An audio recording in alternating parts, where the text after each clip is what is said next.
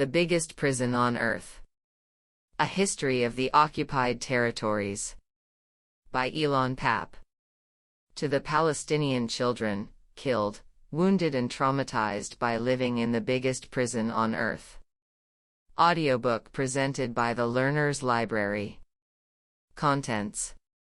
Chapter 4, The Alon Vision. Chapter 5, Economic Rewards and Punitive Reprisals. Chapter 6, The Ethnic Cleansing of June 1967. Chapter 7, The Labor Legacy, 1968 to 1977. Chapter 8, The Bureaucracy of Evil. Chapter 4, The Alon Vision. Beyond Greater Jerusalem and the need to delineate the new Aquizi, tie-ins in a way that would satisfy Israel's territorial appetite and allay demographic fears, there was a need for a more structured and, in a way, visionary approach. Such an approach was offered by two figures familiar in the pantheon of Israeli heroes, Yigal Allon and Moshe Dayan. In the crucial early, formative stages it was primarily Allon who orchestrated the policy. Dayan would chip in whenever he was interested in more long-term planning, but he was really a man of ad hoc, short-lived projects. Long-term planning was not really his forte. Allon rose to power early. At the age of 30, he already commanded the Palmach, the Zionist elite units, and as such was responsible for the cleansing of Palestinian villages and towns in various parts of the country in 1948. His loyal Zionist biographer Anita Shapira has described him as the cleanser of the North in 1948, and indeed he was. He was the epitome of the new, almost Aryan, Jew that Zionism craved as the antithesis of the exilic Jew. Handsome, charismatic, and brave, he shone as a future leader of the Zionist movement, but he did not live up to that promise.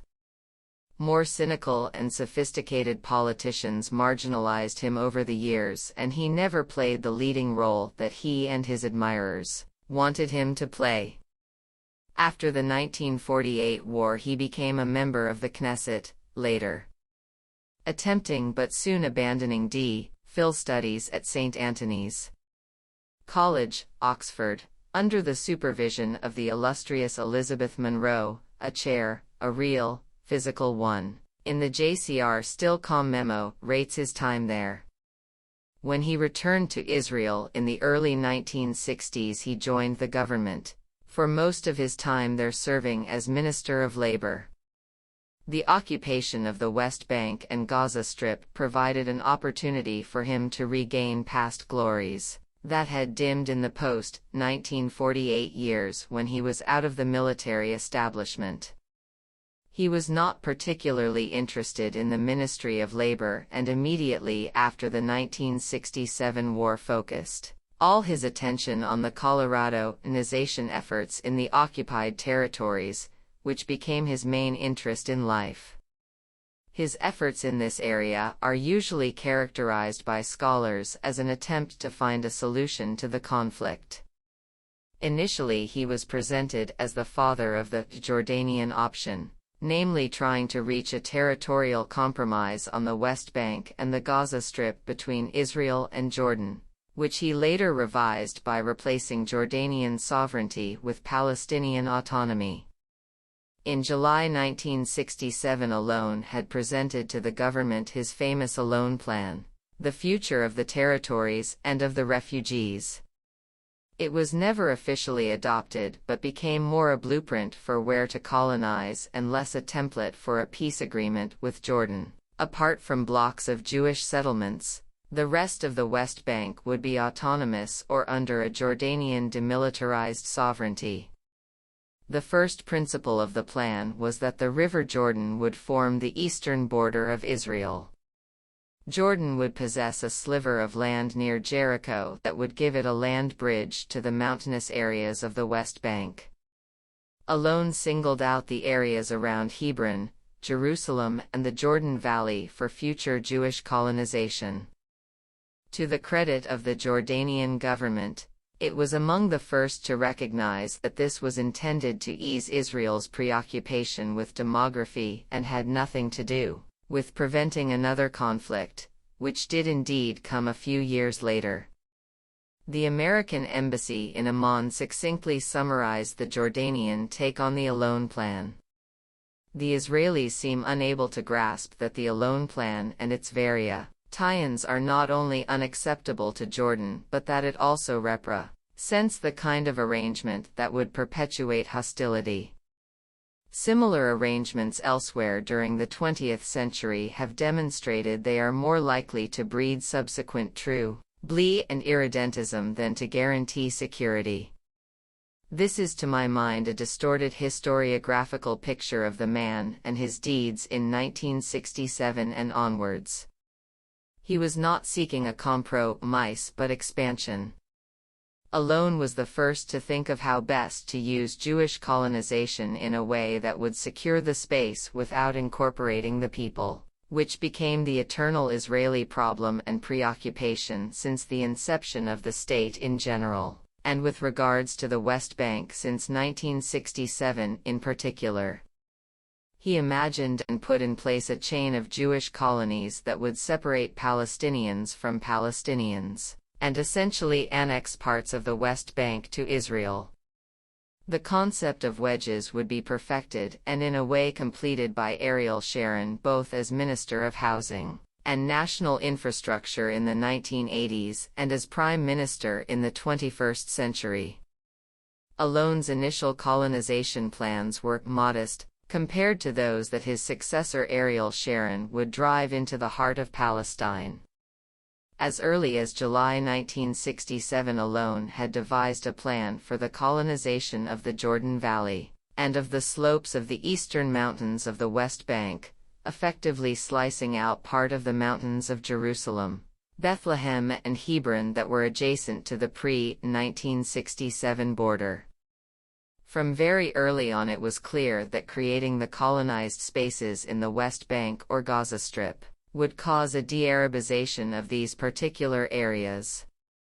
For a very short while, in the first years after the occupation of the West Bank and the Gaza Strip, Yigal Alon dominated the Israeli government's strategic thinking and left his mark on the cartography of the occupation. Although his plan was not adopted as a blueprint, it did suggest an informal protocol for how to rule both the West Bank and the Gaza Strip. The modus operandi he devised would inform Israeli policy up to the present day. In essence, it was a SUG's tie-in to rule densely populated Palestinian areas indirectly while striving to annex in one way or another all the rest. His broader perspective helped the government throughout the remaining months of 1967 to better contextualize its own practical and brutal annexation of Greater Jerusalem. The already Judaized part of the city and its environs were now part of the space that would be annexed to Israel, regardless of who might be its partner for peace or when the final lines of its borders would be drawn. Other areas included Khalil, Hebron, Bethlehem, the Jordan Valley and various smaller enclaves in the small West Bank, leaving the rest for either a future Palestinian entity to be supervised by Israel, or annexed as demilitarized zones to Jordan. The latter was Alon's first preference, but he was also open to the former option and would come to prefer it as the years passed. Alon's afterthoughts were sometimes more tell-ing than his more structured presentation. Exploring further the issue of a possible Palestinian mini-state as a reward for Palestinian good behavior, he highlighted the negative demographic impact of the refugees and suggested resettling them all in the Sinai. These thoughts were aired for the first time in the meetings in the middle of June 1967, and were articulated even more explicitly during July. He steered the government towards considering a way of having the territories, without annexing the people or expelling them. It was clear to him that the key word was control. In hindsight, The language he used at the time did not include the prison terminology I am employing in this book, but it was not far from it, as he constantly referred to the policy of carrots and sticks. The carrot, the open-air prison, was in Alon's example the opening of a post office in Hebron, and the stick, the maximum security prison, was the collective Punitive action against Nablus in July 1967 in response to an attack on a military convoy, mass arrests, vicious house-to-house searches, curfews, disconnection of the telephone system, which are all war crimes. On the one hand, the provision of normal services, a given duty of the occupier under international law, became a reward for good behavior. On the other hand, resistance, even nonviolent forms, was met with collective punishment, of which, as Tom Sejev rightly commented, humiliation already played the most crucial part in the Israeli repertoire in 1967. Alon focused entirely on the West Bank, and like all the other ministers hesitated to express clear-cut opinions about the Gaza Strip. But a certain pattern of thinking developed, and although it took time to mature, it can be seen that Alon's vision also applied to the Gaza Strip. Even though the Strip is a very small piece of land, as long as it remained within Israel, the same policy of dividing it between ours and theirs was executed here as well. Alon's vision was translated into two major strategies that would shape life in the occupied territories for years to come. A physical strategy that demarcated clearly which parts would be Judaized and colonized, and an administrative reality that determined the rewards and punishments for either accepting or rejecting Israeli rule. Alon was assisted by a group of bureaucrats who were veteran colonizers. Given both the disregard they all had for the basic imperatives of international law and their religious adherence to the consensual Zionist impulse to integrate the occupied space, but not its people, these colonizers found it easy to associate their 1967 endeavors with earlier Zionist colonization efforts going back to 1882. The chief bureaucrat was the prime minister himself, Levi Eshkol. In previous stages of his political career, he had been a junior Zionist activist during the mandatory period, when he was immersed in Colorado-ization projects. He later rose to more prominent ranks in the state through party politics and hard work as an efficient technocrat. From the 1930s to 1967, he played a crucial role in the colonization of historical Palestine. On the official website of the Israeli government, he is presented as someone who determined the general framework for the largest settlement operation in history. This largest operation was planting Jewish colonies in the heart of the Palestinian countryside. These spots were originally far apart from each other, but in 1948 they would be integrated into one single Jewish space by cleansing all the territory between them of its native Palestinian population.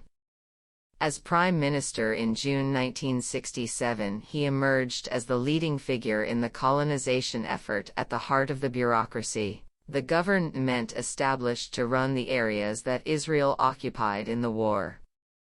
This new effort was coordinated and supervised by the Settlement Department of the Jewish Agency. Previously this had been the domain of Yosef Weitz, who was very active in the 1948 ethnic cleansing of Palestine. Now it was handed to his son, Ronen Weitz, a man as active as his father in realizing the dream of turning Palestinian areas into purely Jewish ones. His father was still there in the background, but playing a far more marginal role in shaping the new reality. The vision of Alon and the pragmatism of Eshkol meant that even domestic debates about the future legal status of the occupied territories would not hinder their colonization. On August 20, 1967, the government in full quorum wanted some sort of overview of the colonization effort. This was an important meeting, from which Alon understood that the question of the legal status of the Palestinians within the occupied territories did not have to be associated with the question of how much territory to colonize. There were quite a few ministers in this meeting who argued that if the West Bank and the Gaza Strip were to be annexed, Israel would have to consider giving the residents their full rights, whereas in June most of the ministers objected to this idea. How to have the cake and eat it, therefore, was the question. The answer was to decide on continued colonization while leaving the question of the status of the Palestinian residents open for a future meeting, which never happened.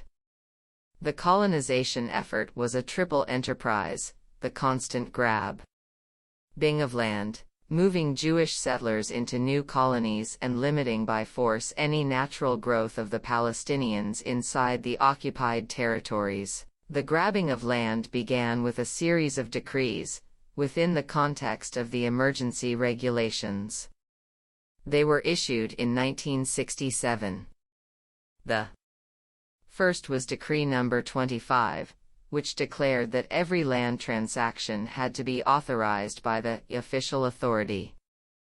The next significant decree, No. 59, proclaimed the same year, stipulated that any land owned by the Jordanian government, 160,000 dunams in total, was now to be transferred to the State of Israel.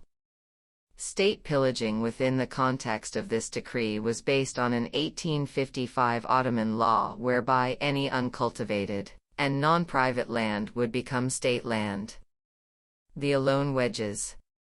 The concept of Jewish wedges that would bisect and prevent Palestinian spatial continuity and geographical integrity was not confined to Greater Jerusalem. It was applied to the West Bank in general, and it was Yigal Alon who oversaw the implementation of this enterprise in the early years of the occupation. Alon's first wedge was made up of scattered Jewish colonies that spread the length and breadth of the Jordan Valley, coupled with the annexation of auditory parts of the eastern West Bank. This wedge was completed by 1971. It was executed in exactly the same way that Zionist colonization had operated in Palestine since the very beginning of the project. The first step was to colonize a distant point and then claim all the area between Israel and that new Jewish settlement as exclusively Jewish, as well as applying the same exclusionary rule to the roads leading to it. The new stretch of land had to be protected. This was achieved by the erection of military camps that were hurriedly built on yet more expropriated land. The last such point in Alon's wedge was Mitzpe Shalem on the Dead Sea. Built by the socialist kibbutzim movement, it began the production of Ahava Dead Sea cosmetics, which even today, when the European Union prohibits the buying of products from the occupied territories, are displayed in many fashionable shopping malls in the West.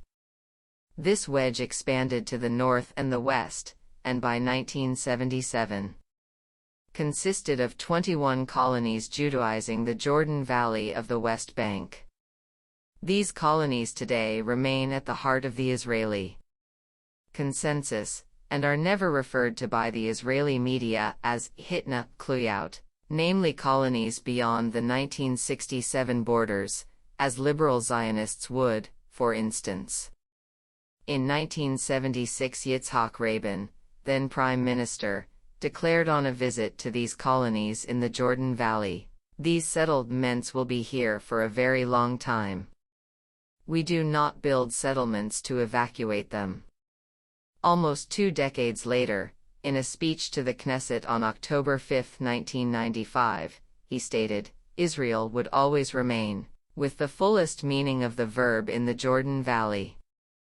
Any space that could be carved out by aligning the initial isolated colonies with one another was to be included in the Jewish state, in any prospective peace deal." Ironically, the pace of colonizing that part of the West Bank slowed down when the Likud came to power in 1977. as the new government was interested in channeling resources into colonizing other parts of the West Bank. Alon's map for colonization, dictated largely by demographic considerations, namely, not to annex densely populated Arab areas, was replaced with a colonization plan motivated by the ideology of Greater Israel, which allowed for the annexation of any area coveted by Israel. In truth, there was little left for the Likud government to bite into. The eastern and western parameters of the megaprison were already Judaized and annexed in one way or another to Israel. By the time Eshkol's successors, Golda Meir and Yitzhak Rabin, had completed their terms in office, 1969 to 1977. The western border consisted of blocks of urban settlements that the international community would accept as part of Israel in any future negotiations. The eastern one was clearly announced by Prime Minister Levi Eshkol in 1968 as part of the Jewish state when he declared, "The River Jordan is the security border of Israel." The colonization of this wedge intensified throughout 1968, and the Minister of Propaganda, Israel Galilee, begged the Prime Minister that summer not to make public announcements ahead of the colonization program for fear it could cause international uproar. He was wrong, of course. Alon's second wedge drove right into the heart of the West Bank.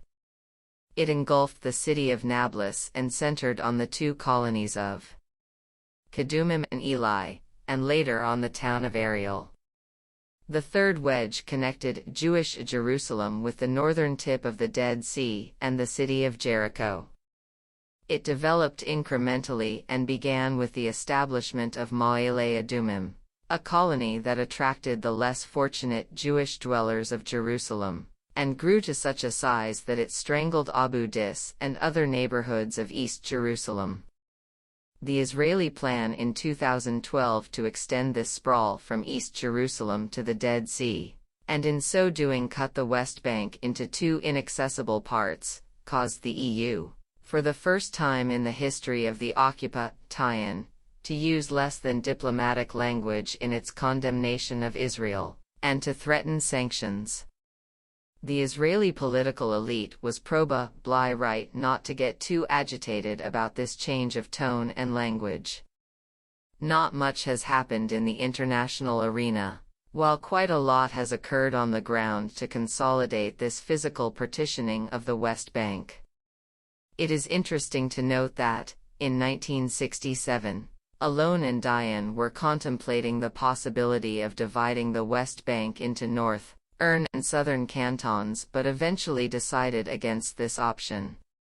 But the two cantons, the north and south of the West Bank, divided by the wedge stretching from Jerusalem to the Dead Sea, became a fait accompli as the occupation progressed.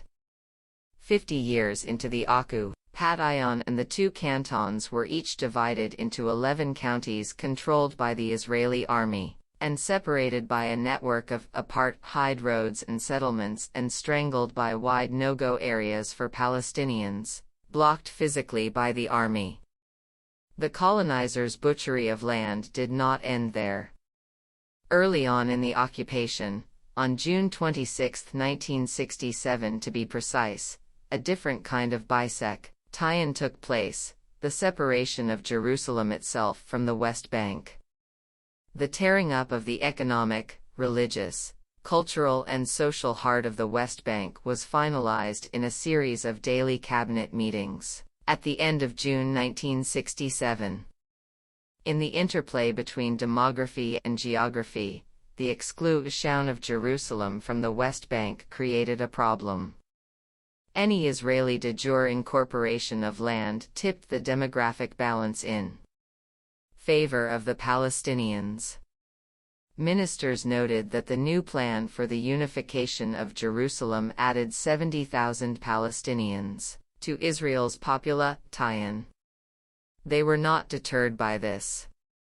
It could be offset by the immigration of Jews and the purchase of private Arab lands, Prime Minister Eshkol reassured his cabinet. A more sinister plan, which was even to ally implemented, was offered by the Socialist Minister of Agriculture, Chaim Javadi. He had overseen the covering of destroyed Palestinian villages in 1948 with Jewish National Fund forests, and considered using the JNF to complete the act of dispossession once again, this time in another way. He suggested allocating some of the newly dispossessed lands to the JNF, since, according to its charter, it is not allowed to sell or let land to non-Jews. He must have been delighted when Eshkol responded by saying, "Ergo, we should give money to the JNF to also buy the private Arab land." The area annexed in East Jerusalem was exclusively Palestinian. Prior to 1967. A year later, only 14% of the land remained in Palestinian hands, 46% was owned by the state, and the remaining 40% was designated green areas.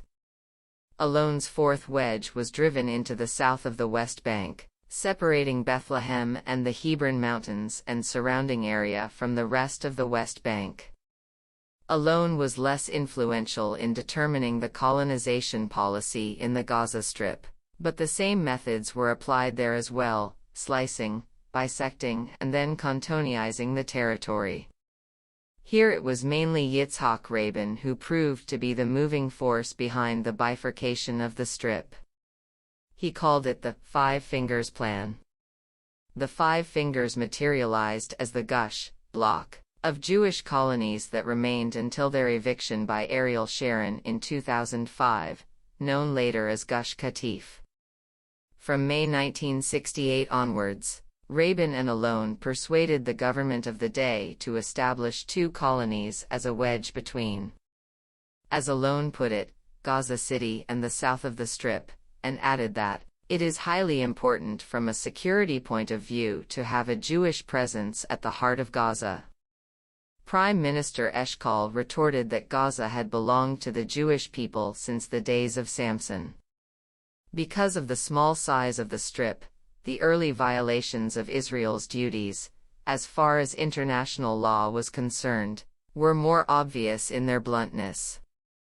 This forced the government to justify in 1967 its total disregard of the law, and in particular of the Geneva Convention. What the government came up with would serve them later in the expansion of Jewish settlements in the West Bank. The Jewish colonies in Gaza were presented as a form of retaliation against the actions of the nascent resistance movement that appeared in the first year of the occupation, before it was crushed by Ariel Sharon, then serving as the head of Southern Command. The climax of that ruthless campaign was a military invasion of the refugee camps of Jabalia and al-Shadi in July 1971, which ended with the forced transfer of more than 15,000 people out of the camps to the city of Gaza, El Arish, and the West Bank. According to a UN report, more than 6,000 homes were demolished in this operation. By the end of 1967, the first band of colonies appeared south of the Israeli city of Ashkelon, which now incorporates the evicted 1948 Palestinian town of Al-Majdal, and stretched as far as Gaza's northern outskirts. This was the first finger. The second separated Gaza City from the town of Deir al-Bala, located 14 kilometers south of Gaza. Two others became the famous, or infamous, Gush Katif, the main Jewish settlement block in the Strip. The fifth never materialized, intended to penetrate the Sinai Peninsula. Thanks to the bilateral peace agreement with Egypt in 1979, it was never completed. The size of the Gaza Strip also meant that the options for bisecting it were never the same as in the West Bank. When they were completed, the colonies made up a relatively small zone of Judaization, which made it easy for Sharon to evict in 2005 in the hope that it would enable him to annex the West Bank. The intense preoccupation, from 1967 to the present day, with delineating and redelineating the space in the West Bank shows that this region did indeed have a different place in the Israeli strategy from that of the Gaza Strip. The only reason it was not overrun along with the rest of Palestine in 1948 was the different role the international community played in its affairs. Through the so-called peace process, and the demographic dilemma that each new Palestinian territory coveted by the Jewish state posed for Zionism. This intensive preoccupation paid off. From 1967 onwards, Israel used the bureaucratic decrees of military rule to take over 41% of the land of the West Bank. By 1985 it already controlled 52%. In 1991 this had risen to 60.8%. This process ended with the establishment of 130 settlements in the West Bank and 16 in the Gaza Strip. By the end of the 20th century, 200,000 settlers lived there, in addition to the same number living in the Greater Jerusalem area. It also paid off as a strategy to thwart any future chance of creating an independent Palestinian state next to Israel, by constructing irreversible facts on the ground, a point argued convincingly by Meron Benvenisti and Shlomo Kayat. The two-pronged strategy of real continuity between the settlements and territorial discontinuity between the Palestinian villages, towns and cities assured this scenario. Instead of a state, something else was on offer, a level of autonomy as a carrot for good Palestinian behavior, or ruthless retribution as a stick against Palestinian resistance. Were the wedges legal? Surprisingly, the Israeli government did ponder this question. The new colonization reality required a legal infrastructure, not for the sake of international consumption but for the sake of an orderly and well-regulated system of governance of the stateless people of the West Bank. The easiest thing to do would have been to annex de jure all the coveted territories.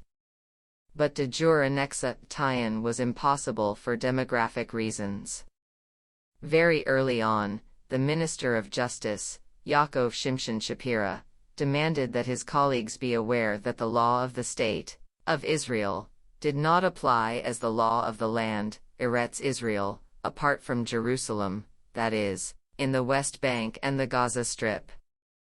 On June 18, Shapira was entrusted with constructing the legal infrastructure for the new reality. He laid the foundation of what would later be a more elaborate Israeli attitude, informed and fed by the wish to hold the territories without officially annexing them. He told the government on that date that Israel would have to declare military rule over the West Bank and the Gaza Strip in accordance with the demands of international law, but he assured his colleagues that this is only platform, not substance. Therefore he proposed a committee of senior ministers to oversee the construction and policies of such a rule.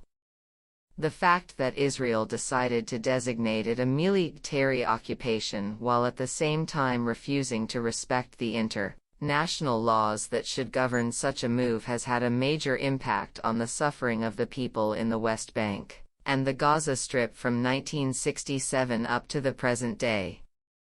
In essence, he explained, there would be two kinds of territories: some would be annexed and would become like the 1948 Galilee, and the rest would be administered territories, the status of which would be decided later.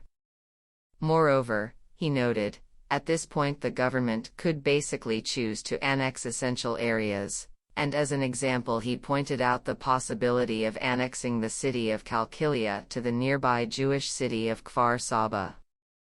This proposal never materialized, but the power of the new masters could not be mistaken. In hindsight, from our vantage point at the beginning of the 21st century, it is easy to see how this foundational policy shaped the geopolitical map of the occupied territories over the next 50 years. It was in the meetings of the 18th and the 19th of June that the government discussed more specifically how this division between annexed and non-annexed areas within the West Bank would work, and what would happen to the areas not directly ruled by Israel. It was there and then that the formula of autonomy was first spelled out and the model of an open prison was introduced, as the best option for the Palestinians. It was Yigal alone who first advanced these ideas, at least according to the minutes of these meetings. "I am willing to give them autonomy, provided they are part of the State of Israel," he declared pompously, but hastened to add the proviso that this should be done hand in hand with widespread Jewish colonization. He called that colonization effort the establishment of Avdat or legal and colonizing facts on the ground. He identified the need to annex the Hebron area to Israel, along with the city itself and the mountains around it, while leaving the refugee camps and the rest of the southern West Bank to a future autonomy. He was more generous than those who took on the task of implementing his plans many years later. He believed every Palestinian in an annexed area should become an Israeli Arab, namely, upgraded, if indeed this was what it was, from an inmate in the mega-prison to a second-rate citizen in Israel. He prompted protests based on demographic apprehension among his colleagues. "Together with the Arabs in Jerusalem we can still deal with them demographically, that is, tolerate them." As we now know, his willingness to grant Israeli citizenship to the newly annexed Palestinians was only offered in part of the Greater Jerusalem area. The offer to be a citizen and the threat of losing this citizenship became a cruel tool in the hands of the future occupiers. But this was not Alon's legacy. It was, rather, the colonization plans he offered that became realities on the ground, creating settlements all over the West Bank without granting basic civil rights to any of the Palestinians living there. He laid, as mentioned, the foundations for the protocols of ruling. An example of its application can be seen in a passing remark he made about the need to drive a wedge between the Palestinians living in the West Bank and those who were Israeli citizens living in Wadi Era. The Wadi, which consisted of 15 villages, used to be one solid region but was cut in two by the armistice agreement with Jordan in 1949. Under an ultimatum of war. The Israeli strategic thinking and tactical argument about this particular community reveal the absurdity and cruelty that the racist, demographic discourse produces in the realm of planning and politics. Until recently, there was a wish to follow Alon's ideas and ensure the Palestinian community in Wadi Era, who were Israeli citizens, was not reunited with the Palestinian community in the West Bank. 2 villages, Baka and Bartieh, out of the 15 in Wadi Era were, in fact, cut in two as a result of this strategy. The climax of this separation was the construction of the wall at the heart of these and other villages. Then came the 21st century, and with it the concept of new ideas. Ariel Sharon wanted to Judaize Wadi Era altogether and built colonies in the midst of the Palestinian villages in a program called the 7 Stars, each star representing an exclusive gated Jewish community. Avigdor Lieberman went further and repeatedly suggested the annexation of Wadi Era to the West Bank, very much as his colleagues in the government did for much of Greater Jerusalem in the 20th and 21st centuries. People who enjoyed Israeli citizenship back to the non-citizen status of a West Banker. Alon was also at the forefront of discussions about the prospects of life for Palestinians under Israeli control. By pointing to the Jordan Valley and Hebron as possible annexed enclaves, he began to flesh out the differences of life within areas directly and indirectly ruled by Israel. Indirect rule, he clarified, meant autonomy, an almost magi word that would be used until the onset of the Oslo Accord in 1993 as the best the Palestinians could hope for. Direct rule meant the prospect of being forcefully transferred in the future into indirect rule areas. The reframing of the West Bank and the Gaza Strip as an Israeli space did not go unnoticed by the local population. The policymakers and those on the ground offered inducements to stifle resistance, and reacted harshly when resistance indeed appeared immediately after the occupation. This economic carrot and punitive stick policy is examined in the next chapter. Chapter 5. Economic rewards and punitive reprisals. Within a single month, June 1967, Israel laid the foundation for a new reality in the West Bank and Gaza Strip that would last until today. Within that month, the economists among the politicians hoped to facilitate a smooth transition by also creating a new economic reality that would benefit the new colonizers and appease the indigenous population. The main discussion, as we shall see, was how the new territories could benefit Israel, but the basic assumption was that a byproduct of a sound economic policy would benefit the local population as well. The difference between the two sets of interests was that from the outset the policymakers treated the economic needs of the local population as a reward for good behavior, and means of punishing it as retaliation for bad behavior. The economy of occupation. The first aspect discussed in June 1967 was the economic dimension of the occupation, although the debate within the government was not economic per se. The ability, and the need, to create a new economic reality was discussed as part of what Israelis called falling back on their distorted imagery of ruling the Palestinians as husbandry, the carrot and stick policy towards the people of the West Bank and the Gaza Strip. There was another key economic aspect to the Israeli strategy for the occupied territories. By the end of July 1967, the first economic and financial regulations gave early indications that Israel had long-term ambitions for the West Bank and the Gaza Strip. The government decided that only the Israeli pound, the lira and later the shekel, would be the legal currency in the territories its army occupied. This decision on the currency was swiftly followed by an intensive Israel campaign around the world for foreign and Israeli investment in the territories, and later that month it encouraged Israeli companies to use local firms in the West Bank and the Gaza Strip as fronts for exporting Israeli goods to the Arab world, an attempt to break the Arab trade boycott on Israel. The ideological imperative was to keep the territories. The economic logic was that it might be too expensive.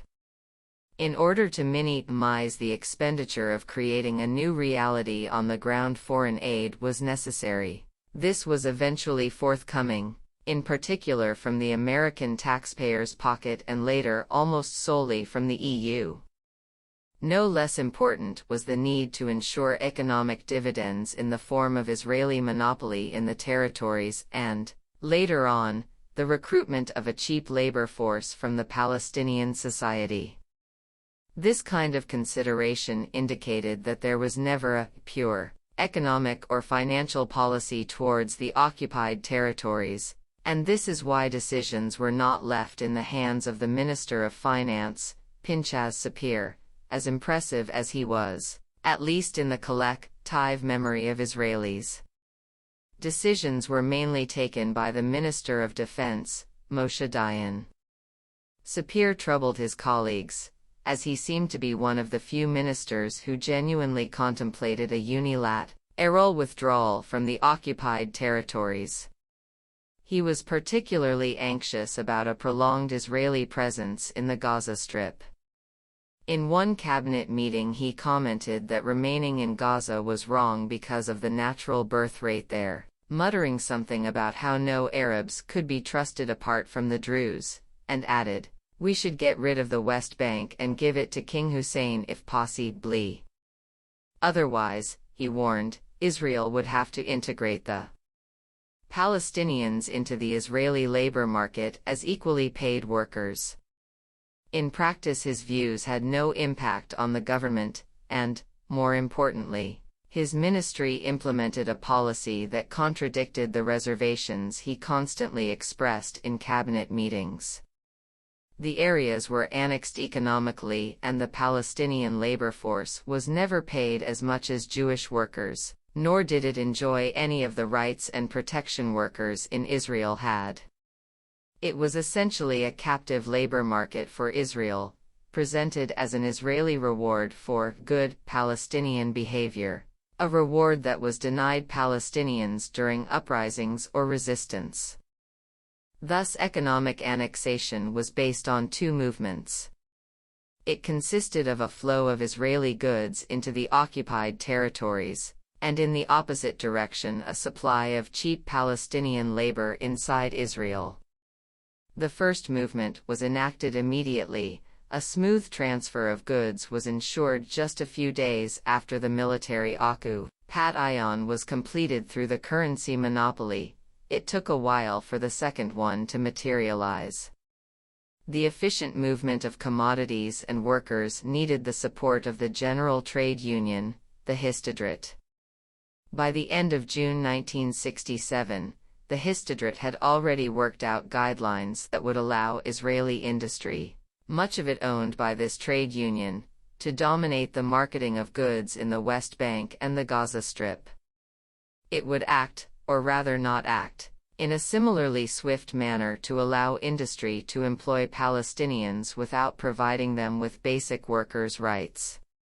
The stick of punishment.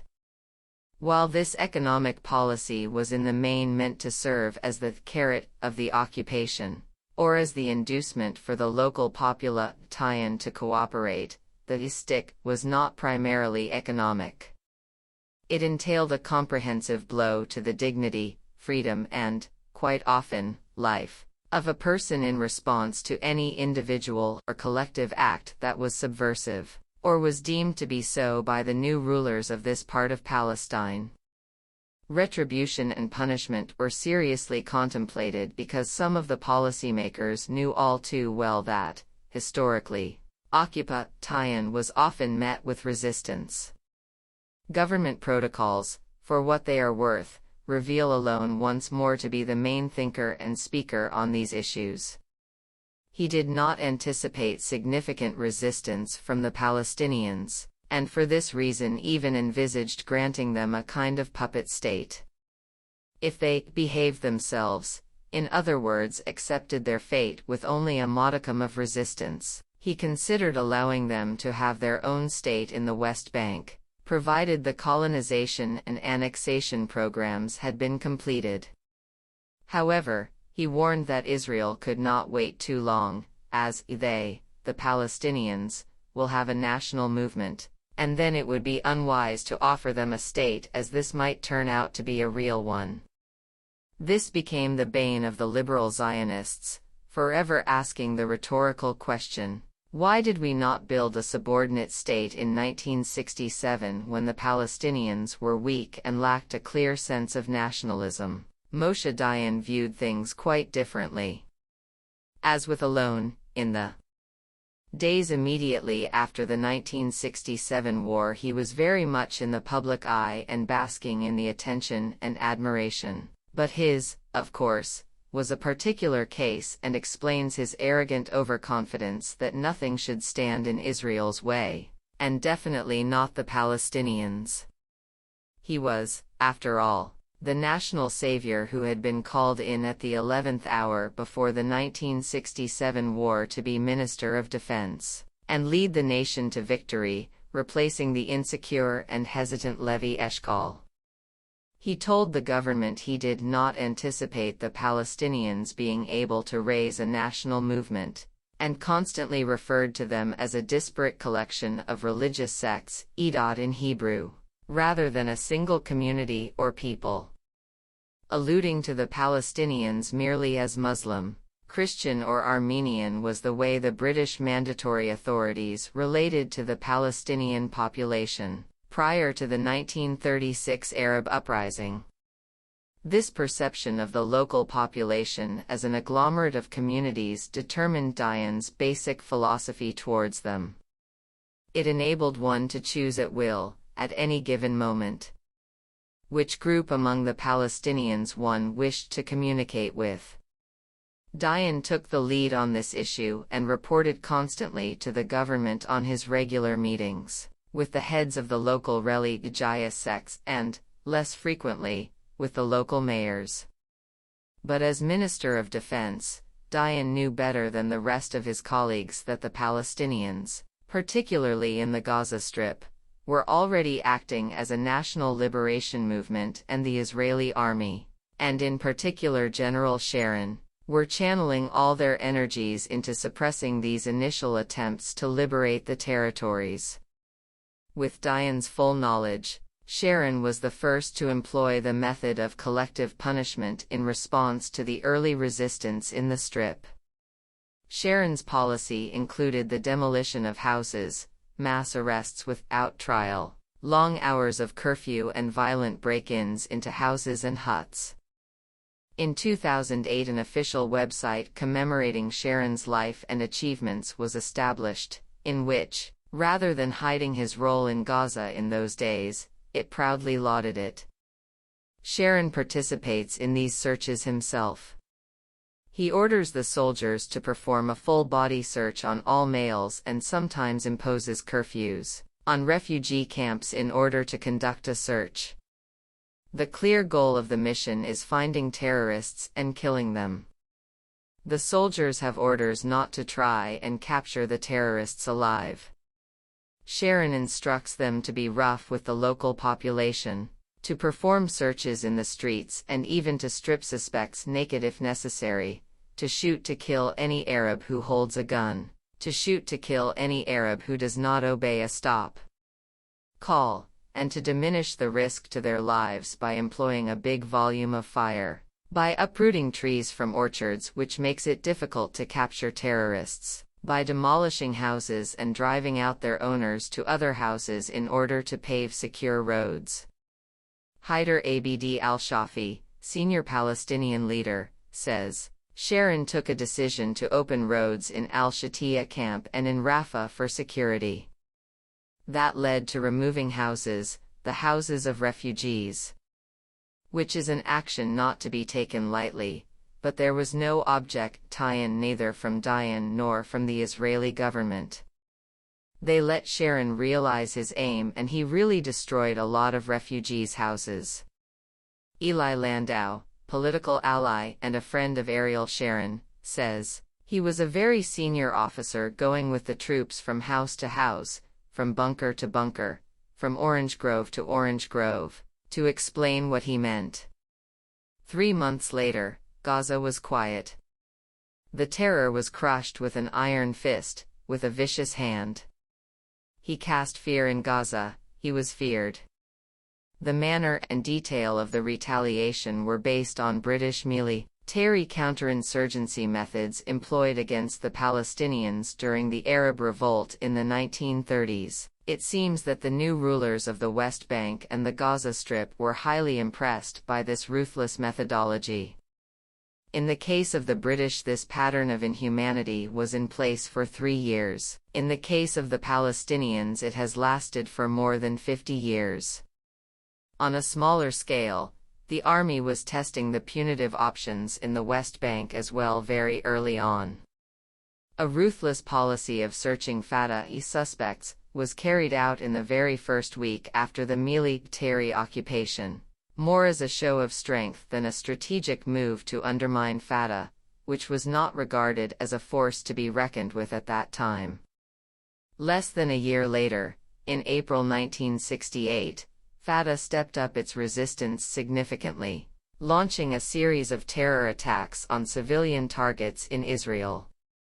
As a result, the Israelis expanded their actions in what the military correspondent of Haaretz, Ze'ev Schiff, called counter-terrorism, which, he wrote, increases the damage done to innocent people, but it is worth considering as the right policy.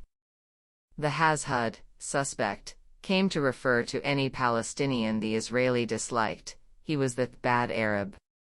Being a suspect already meant guilty until proven otherwise even in those early days, and therefore a suspect was someone who was likely to be arrested without trial and then remain listed on a kind of criminal register that would then bar him or her later on from working in Israel, passing through checkpoints, getting permits to open a business, and all other normal aspects of life.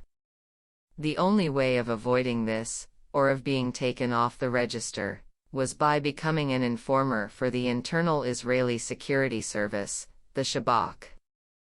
The main mission of Israel's elite units in those days was to capture suspects, even when in many cases they turned out to be either innocent civilians or young boys whose crime was throwing stones. The army still kept its best units for some more significant operations, such as the assassination of PLO leaders in revenge for the 1972 Munich attack on the Israeli Olympic team and delegation, and the release of the kidnapped Air France aeroplane in Uganda in 1976, and in between the rescue of a whole radar unit from Egypt and similar operations of a more military nature. But after 1976, being an elite solider in the IDF meant spearheading the occupation's most vicious policies. One of these elite units was the Commando Group Haruv, Karib. Its heroism was celebrated in a famous song from the 1970s that topped the popular music charts. It is a love song to a soldier in the unit, and his lover describes his daily assignments. Monday and Tuesday he did reconnaissance work. This is a secret and say no more. But we can say that because of his love of Zion. He caught many suspects in the Shomron, Samaria in Hebrew. The brutality of the Israeli army in the early 1970s escaped the attention of the Western media, for these were supposedly years of intensive peace initiatives that went on in parallel with these operations. These initiatives began with the dispatch to the area of Gunnar Jarring, a UN special representative, followed by 2 missions carried out by the American Secretary of State, William Rogers. However, the fate of the occupied West Bank and the Gaza Strip were very marginal to these agendas, which were mainly focused on the Sinai Peninsula and the Golan Heights. This frantic and ultimately fruitless diplomatic activity created the illusion to the world at large, and inside Israel itself, that the fate of the West Bank and the Gaza Strip was still negotiable. But what this futile activity achieved for Israel was the immunity to continue with its unilateral bisection of the territories in such a way that would ensure Israeli control over it for decades to come. So far we have seen that within 1 month, June 1967, crucial decisions were taken demarcating the possible partition of the occupied territories into Jewish and Arab spaces, with the help of wedges and a belt of Jewish colonization. In addition, the methodology of how to deal with resistance and how to try to preempt future resistance were experimented within that month.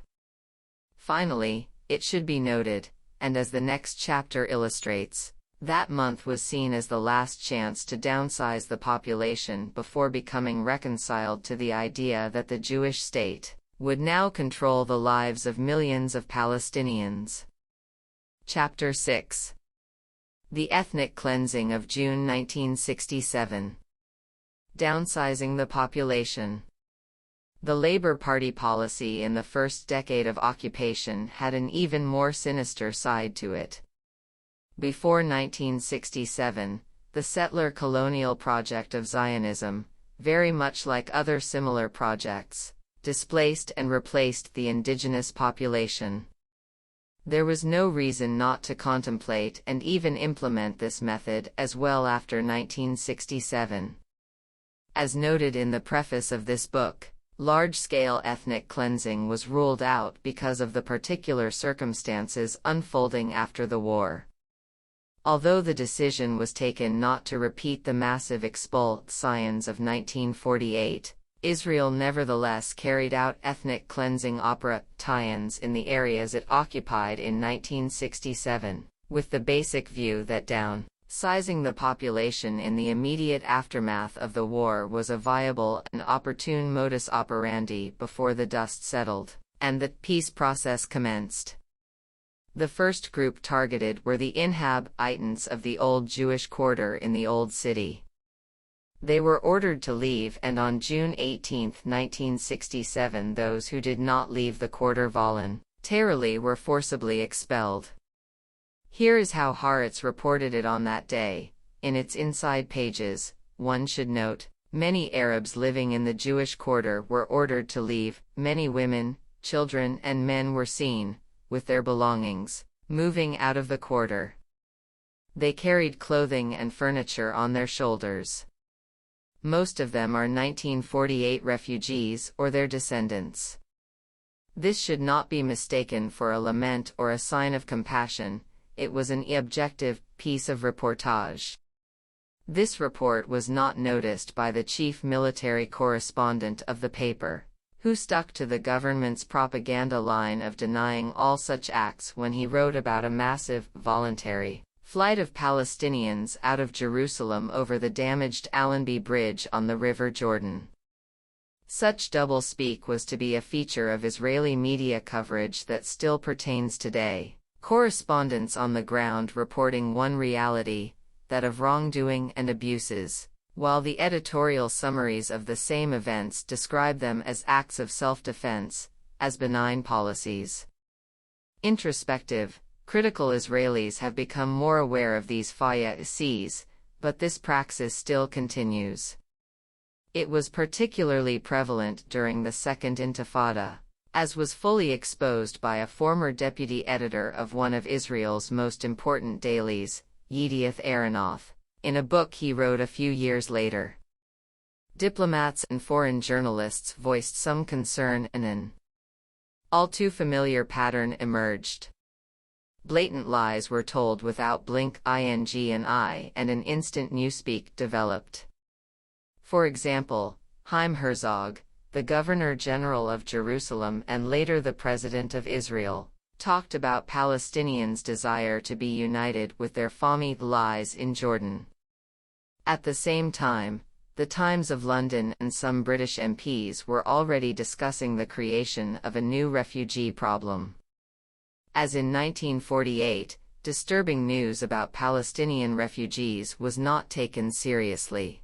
The governments of the West left these reports untouched and did not bring them up in their basic dialogue with the Jewish state. Everything now seemed possible, and Israel Yeshayahu, the Minister of Postal Services, the representative of the Yemenite Jews in the government, heading a party that had been incorporated into the Labour Party to secure the votes of the Yemenite Jews, wanted his own poetic justice.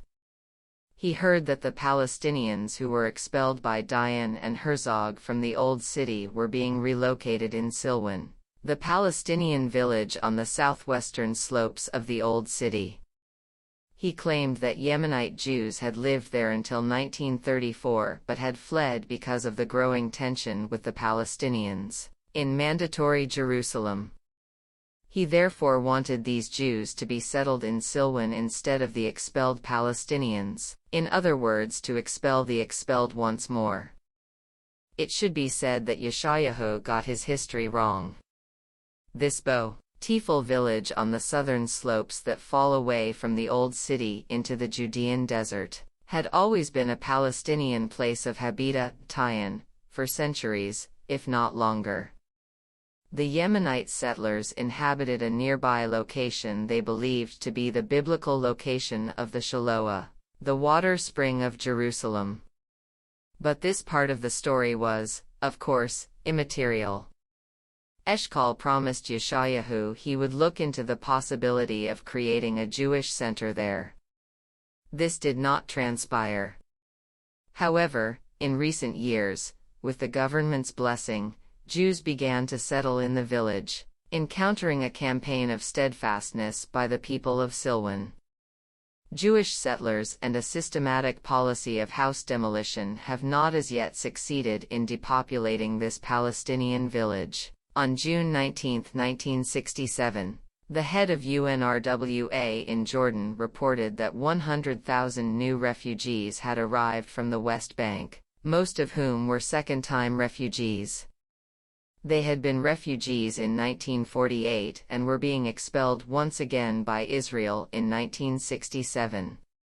Many more would join them, while the government began to settle Jews in their place in the Greater Jerusalem area.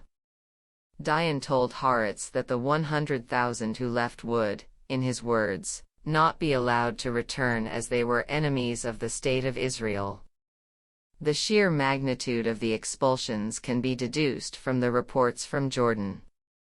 As early as June 19, they pointed out that the local government had to build new refugee camps to cope with the influx of expelled Palestinians. Eventually, within a year, 7 new refugee camps were erected in Jordan, South, Baqaa, Huzn, Irbid, Jerash, Marka, and Taibeh, to accommodate both the new refugees and the overflow of the 1948 refugees who were living in 3 older camps there. 250,000 new refugees were housed in the new camps. In the Gaza Strip, as in the West Bank, the combination of depopulation and colonization as initial shapers of a new geopolitical reality took place, but on a smaller scale.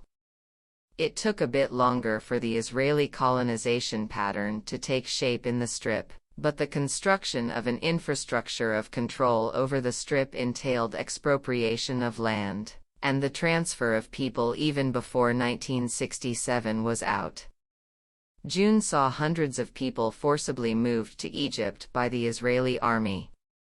The discussion over Gaza took up only a small part of the government's meetings. Most of their consultation was devoted to the fate of the refugee camps in the West Bank as a whole, but the same approach and method was applied to Gaza.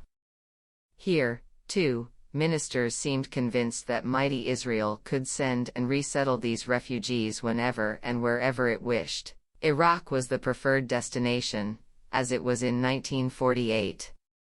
However, Yaakov Shimshon Shapira, the Minister of Justice, rejected the idea. Because they are the inhabitants of this country, you cannot take them out to Iraq. When Jordan was controlling the West Bank, it was something else. In other words, in 1948 you were entitled to push them from Palestine into the West Bank. He did not believe that a mass expulsion was an option in 1967 as it had been in 1948. Something had changed in the Israeli political elite. In 1948 there was not one voice objecting to the ethnic cleansing of the land. However, in 1967 it was not a small cabal that discussed the ethnic cleansing but a fully attended cabinet.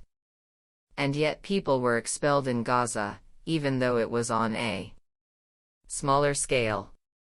The operations there were not limited to evicting people from their homes but, as in 1948, included other atrocities and brutal idiocies as described in the previous chapter.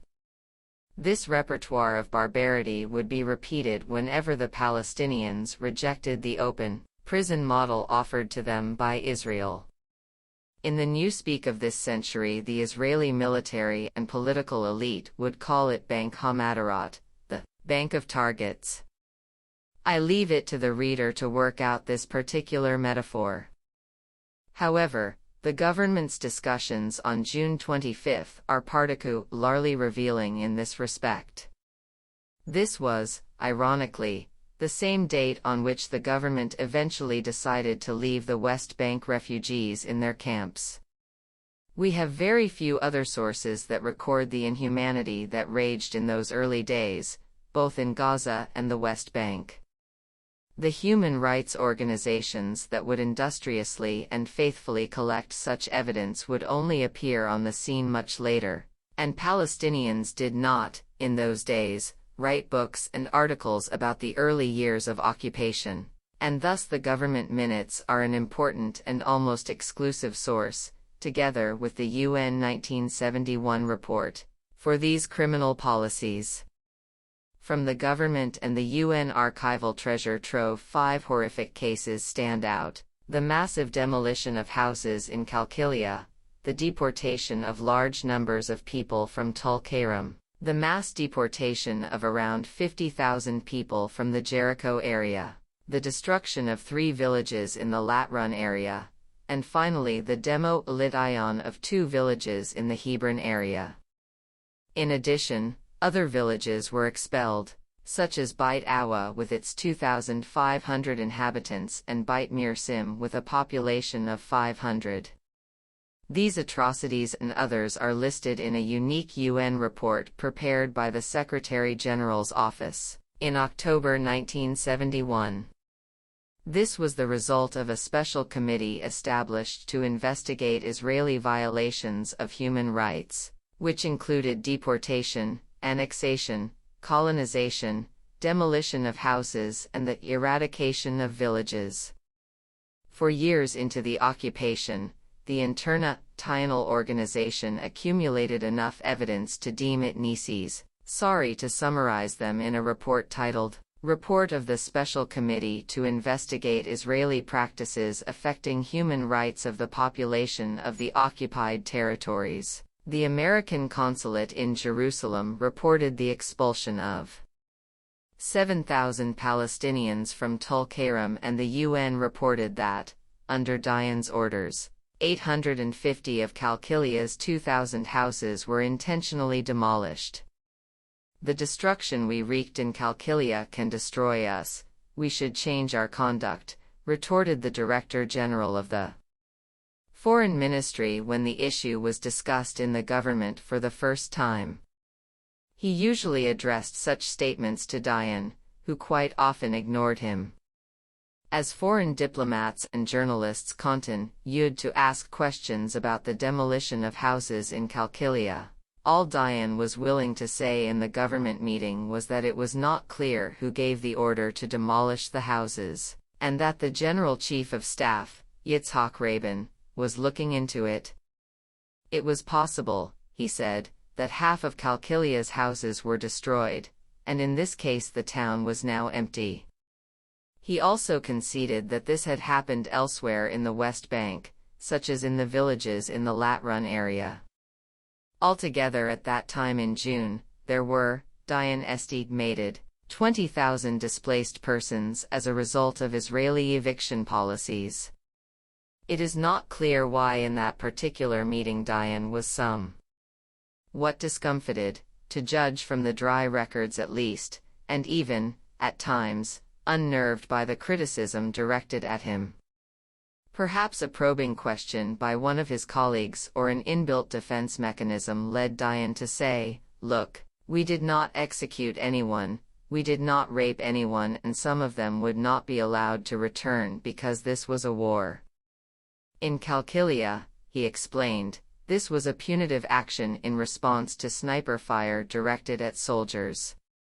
As for the reported disappearance of young men from Tulkarem, Dayan was again only willing to focus on the question of who done it, and reported that he still did not know which unit took the men. The young men were taken to a prison camp in Etlit, a former 1948 Palestinian village south of Haifa that became a Jewish settlement, and Dayan estimated their number as being around 40. Unintentionally, he admitted that 1,000 such young men had been abducted from all over the West Bank. They would, he assured ministers, be returned after interrogation.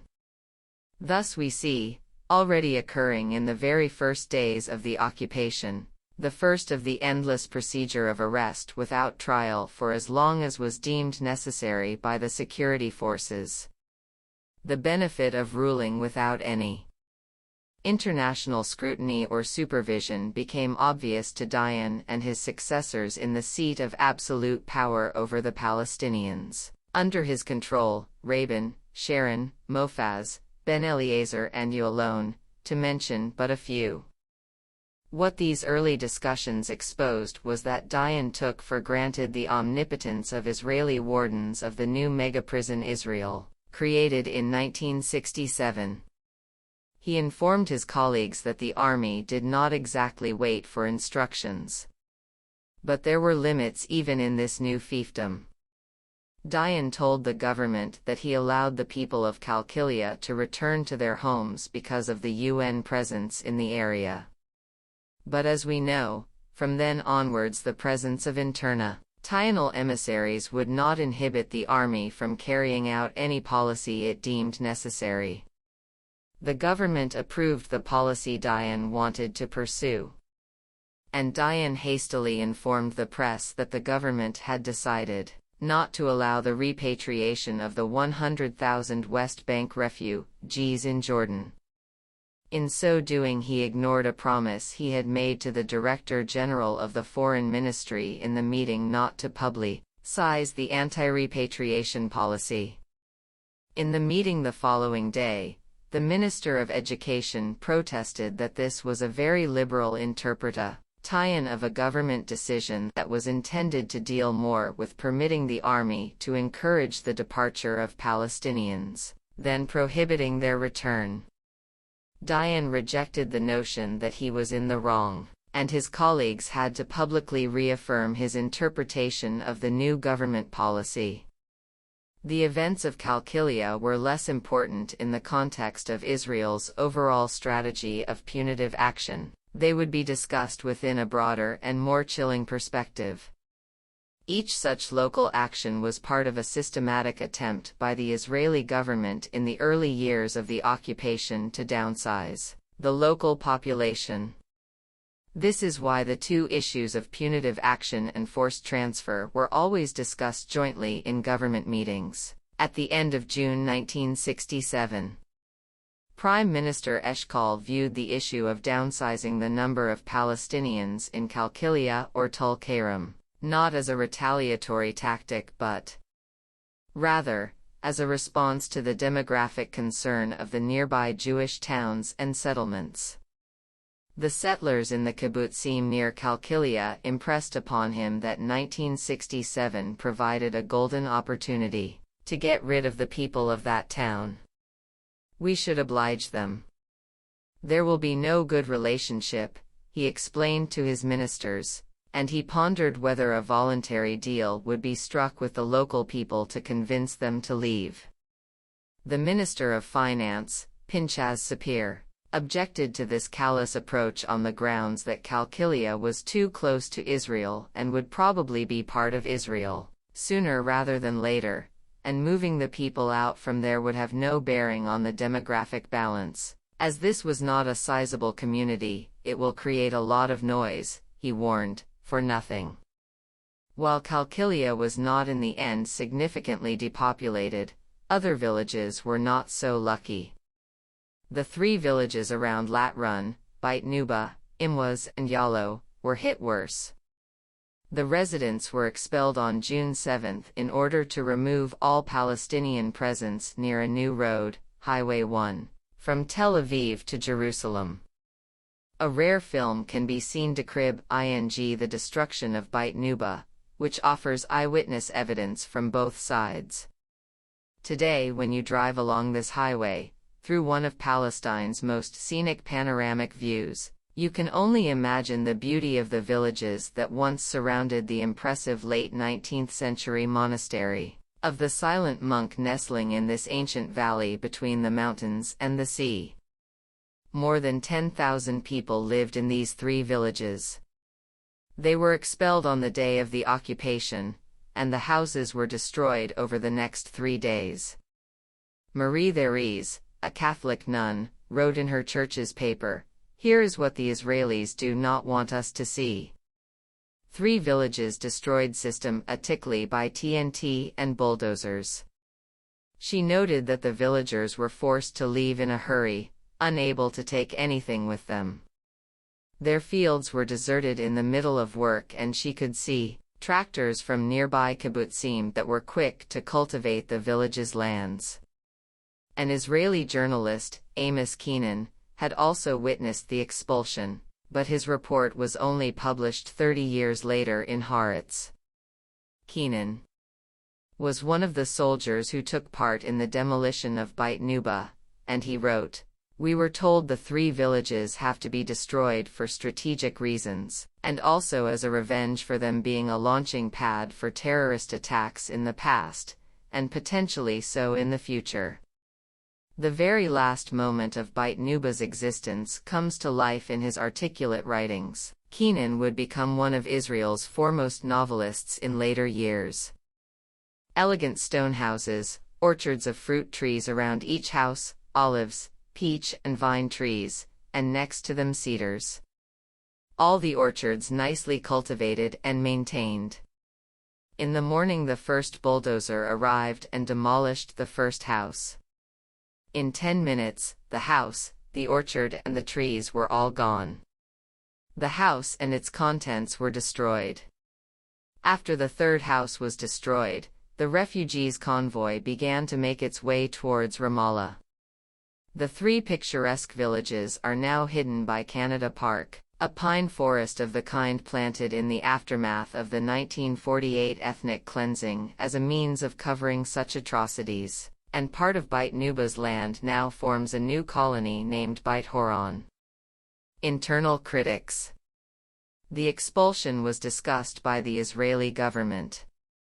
The socialist Mappa minister Mordechai Bentov took an exceptional position and pleaded with Dayan to allow the Lat-run villagers to return, saying, "I heard they are not far away, in Ramallah." Dayan and the Minister of the Interior claimed it was enough that the government had offered to resettle the expelled elsewhere. One after another ministers lined up behind Dayan and retrospectively approved the expulsion of the 3 villages in the Lat-run area. Equally unfortunate were 65,000 Palestinians who were targeted in the area of Jericho. Most of them were eventually expelled. They were 1948 refugees, residing in UNRWA camps, and one can only imagine the trauma and the pain of experiencing the same catastrophe, less than 20 years later. The government had to discuss their fate as well, as the foreign press, of course, could not but notice such a massive depopulation. Dayan claimed this was a voluntary flight, a familiar Israeli euphemism for the ethnic cleansing of 1948 in which Dayan had played a major role. The censor has erased from the protocol an afterthought of Dayan's in which he refined this category, cal rebuttal. He began to explain that the 1948 Palestinian refugees in the occupied areas consisted of 3 categories: those who left voluntarily, those who stayed and those we forced to leave. Here the rest of his survey disappears under the censor's eraser. Ministers concurred that it must be a voluntary flight after all since, unlike in 1948, they had not actually decided on a mass expulsion. Once again it was the voice of conscience spoken by Bentov that prevented the government from glossing over this issue so easily.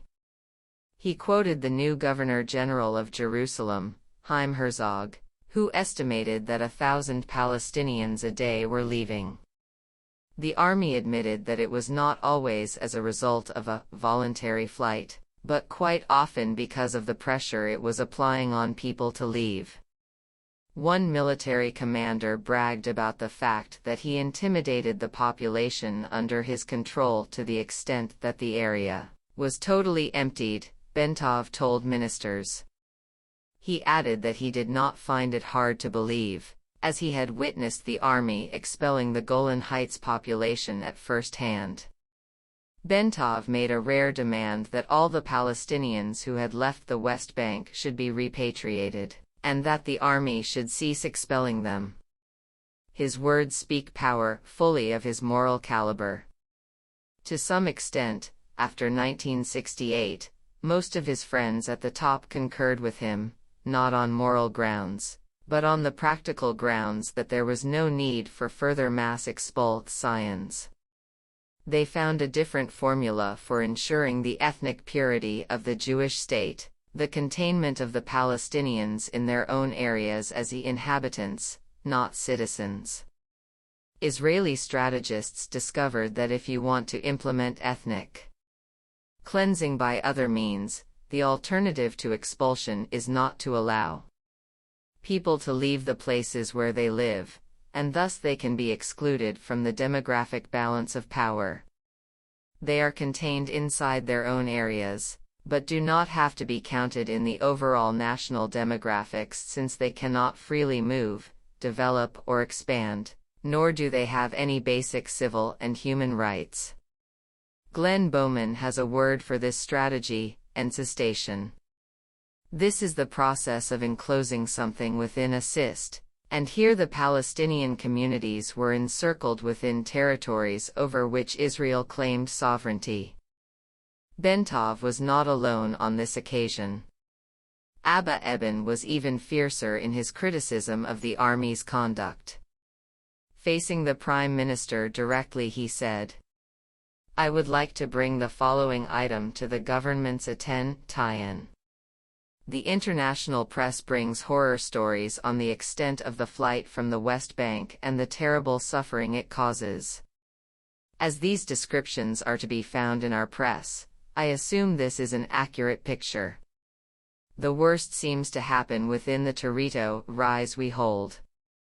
Israel is being portrayed in the international community and among world Jewry as pursuing an immoral and inhuman policy. The problem is not in the way we represent this policy, but in the wisdom behind the policy itself." Under pressure from Eban, Dayan said, "I can confirm that 50,000 refugees left Jericho, and they will be allowed to return," added Eshkol. Old habits die hard, and it seems that, since many of the senior army commanders were veterans of the 1948 ethnic cleansing, they were falling back on the same methods they had used before when occupying villages. Dayan had to issue a special order to the army to stop dynamiting evicted villages, common practice in 1948 that was meant to prevent the return of the villagers to their homes. The Zionist left ministers of Mapam, a movement that was very active in the 1948 ethnic cleansing, reappeared in 1967 with moral sensitivities and a conscience that had been absent in 1948. They felt, as they told the Prime Minister, that they represented in the government the members of various kibbutzim that were located next to West Bank villages. One of them told Dayan that the astonished members of our kibbutzim, such as Kibbutz Nachshon in the Lat Run Valley, were bewildered to find out that villages with which they enjoyed cordial relations were depopulated by force. Dayan's insistence that he agreed with the consensual position of the government against massive eviction and that these represented unauthorized exceptions was more or less accepted. However, the Minister of Tourism, the liberal Moshe Kol, noted that regardless of the government's stance, the foreign press gave the impression that Israel had created a new refugee problem. These reservations voiced in the meetings at the end of June were to be the last of their kind. For many ministers, the main worry was the large number of 1948 refugees within the occupied territories. Yaakov Shimshon Shapira, the Minister of Justice, said, "We should establish a ministry for refugees with the purpose of encouraging their emigration, especially the young elements, because they are very dangerous and they are the worst." He argued that Israel should demand the exclusive right to solve the question. However, he concurred with Bentov that, as for the 100,000 who left, in his words, "We cannot repeat 1948, the anti-repatriation policy. We should give them a month to return, and if 5,000 would return, this is not a big problem and we would have a different image in the world." 33. Not everyone agreed. Israel Yeshayahu, the Minister of Postal Services, objected to repatriation. Chaim Moshe Shapira, the Interior Minister, suggested allowing repatriation only for those who were expelled, but the justice minister did not want to see such a distinct tie-in being made. Bentov, very much aware of the way the military mind in Israel worked then, as it does today, stressed that the only way to ensure that the enthusiastic expellers among the officers ceased their operations would be to let them know that everyone who was expelled would be allowed to return. Dayan was also unable to relinquish completely his desire to downsize the population. He objected to repatriation and wondered just how terrible it would be if the army expelled Palestinians here and there. This is a good process. We convince them to leave, we give them transportation, and Jordanian cars wait for them on the other side. The problem, said Menachem Begin, was that it did not quite work like that. According to the London Times, he said that, in almost all cases, when people were seen leaving their houses, the army fired in the air. This, he insisted, had to stop. Dayan defended the army, saying that in most cases the soldiers assisted the people to cross over to the other side of the River Jordan. We were both there and saw it, he said, turning to the Minister of Tourism, Moshe Kol, for confirmation. Kol concurred, but, unlike Dayan, he began to qualify this with, "But it was shocking," but then stopped. Did he mean it was better when they acted barbarically, by firing above people to encourage them to leave rather than pretending to help them? We will never know. What we do know is that there was unease about the enforced transfer of people that took place. The ministers of the Liberal and Socialist, MAPM, parties were still anxious to promulgate the myth of a voluntary flight. Maybe, they suggested, they could ask UNRWA to assist with the e-transfer? Dayan vehemently objected. Interior Minister Chaim Moshe Shapira disliked what he felt was an unnecessary discussion. People move because we force them to move, he insisted. Do we want to adopt a policy that if Palestinians stay quiet they can stay? This was indeed the crux of the matter, the most elementary rights of human beings, protected by international law, were conditional on an Israeli approval of the enigmatic term, good behavior. In only one context anywhere in the world was such a connection made, the modern prison. But Dayan did not let go that easily. It seems in retrospect that his main achievement was to divert what began in the first meeting of June 1967, as a discussion about a solution to the 1948 refugees into a debate about how many 1948 refugees, in the West Bank and the Gaza Strip should once more be expelled. He had already successfully established a policy of expulsion even before this particular meeting, which to his mind struck just the right balance between the impossibility of a mass expulsion and the need to downsize the population. He was not looking for a massive expulsion either, but refused to reverse the ethnic cleansing that had already taken place after the end of the 1967 war, by adopting a policy of repatriation. No future Israeli government would engage in any thorough discussions about the 1948 refugees, apart from a brief, unsuccessful attempt by Yossi Beilin, when a minister in Ehud Barak's 2000 government, to slightly modify Israel's inflexible anti-repatriation policy. In those days in June, the international press, on the other hand, was full of hollow promises by Israeli diplomats vociferously declaring their wish to convene an international consortium with the Western powers for the resettlement of the refugees. Dayan, the ultimate mechanic, i.e. someone who was mentored by Ben-Gurion on how to manipulate domestic and international public opinion, was in the meantime pursuing the real policies on the ground. He was particularly proud of the policy he and Chaim Herzog initiated of prompting people to leave voluntarily, induced by money. So when Prime Minister Eshkol pleaded with him, "But can we be assured that in 99% of the cases pressure is not applied?" he replied, "Of course. It is now in the hands of the mayors of Hebron, Nablus, Jenin, Bethlehem. They could," he suggested, "follow the example of Jerusalem. We organize it there, in Jerusalem, so that there is always a bus near the Nablus gate until it fills up completely." Recently something wonderful is happening. 1,000 Palestinians leave daily. Why were the mayors so important? Dayan explained, "The best is to get a person to sign that he is willingly leaving. The second best is for the mayor to sign for him." The rather pathetic resistance of the liberals and socialists in this government can be seen from the way Bentov reacted. He began by referring directly to the bus option as inhuman, but, perhaps fearing Dayan, he quickly added, "All I suggest is that we stop it for a while, so there will be nothing, for the foreign press, to photograph."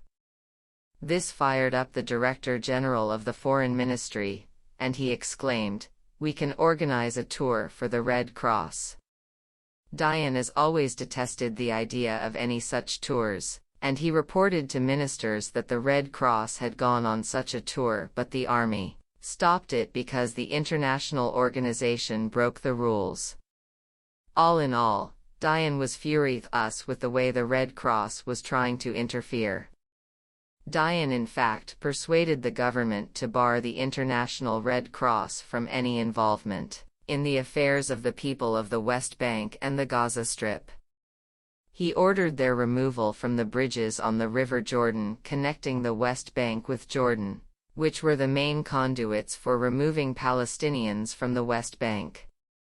Under his guidance, the government rejected Red Cross demands, according to the Geneva Convention of which Israel was a signatory, to provide food distribution for the population, protection from expulsion and supervision of the application of pre-occupation laws. The government's legal advisor, Yosef Tekoa, confirmed that all this was indeed according to the letter and spirit of the Geneva Convention. But Tekoa shared Dayan's concern. He explained that acceptance of the Geneva Convention in relation to the West Bank and the Gaza Strip would mean Israel acknowledging that Jordan and Egypt were respectively the sovereign states there. Not one minister was willing to risk such a development.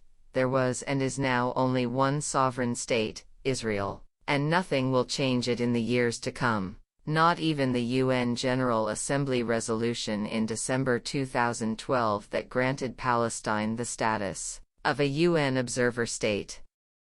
In general, throughout the June 1967 meetings, Dayan shrugged off any complaints that originated from Red Cross sources, or for that matter any source that was not his.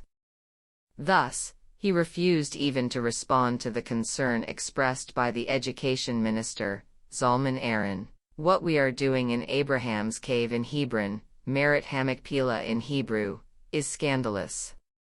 The Muslims maintained the place in a much better state than we did." All in all, according to UN sources, Israel expelled nearly 180,000 Palestinians in those early days. In summing up this period in Palestine's ethnic cleansing, I want to return to some of the plans that were not executed, or at least to one that might, unfortunately, still be relevant in the future should Israel ever have the power, the will or the need to massively depopulate the occupied population in order to satisfy what it would deem its strategic and existential requirements. This is the idea of moving the people of the Gaza Strip, or at least the refugees there, into the West Bank. This was discussed seriously for the first time in July 1967 by one of the Army's most respected and senior officers, Mordecai Ger, who was invited by the government to present his plan. He proposed to absorb the Gaza refugees in the West Bank.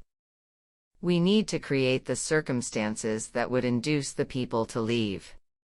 We need to pressure them, but in such a way that would not cause them to resist, but to leave.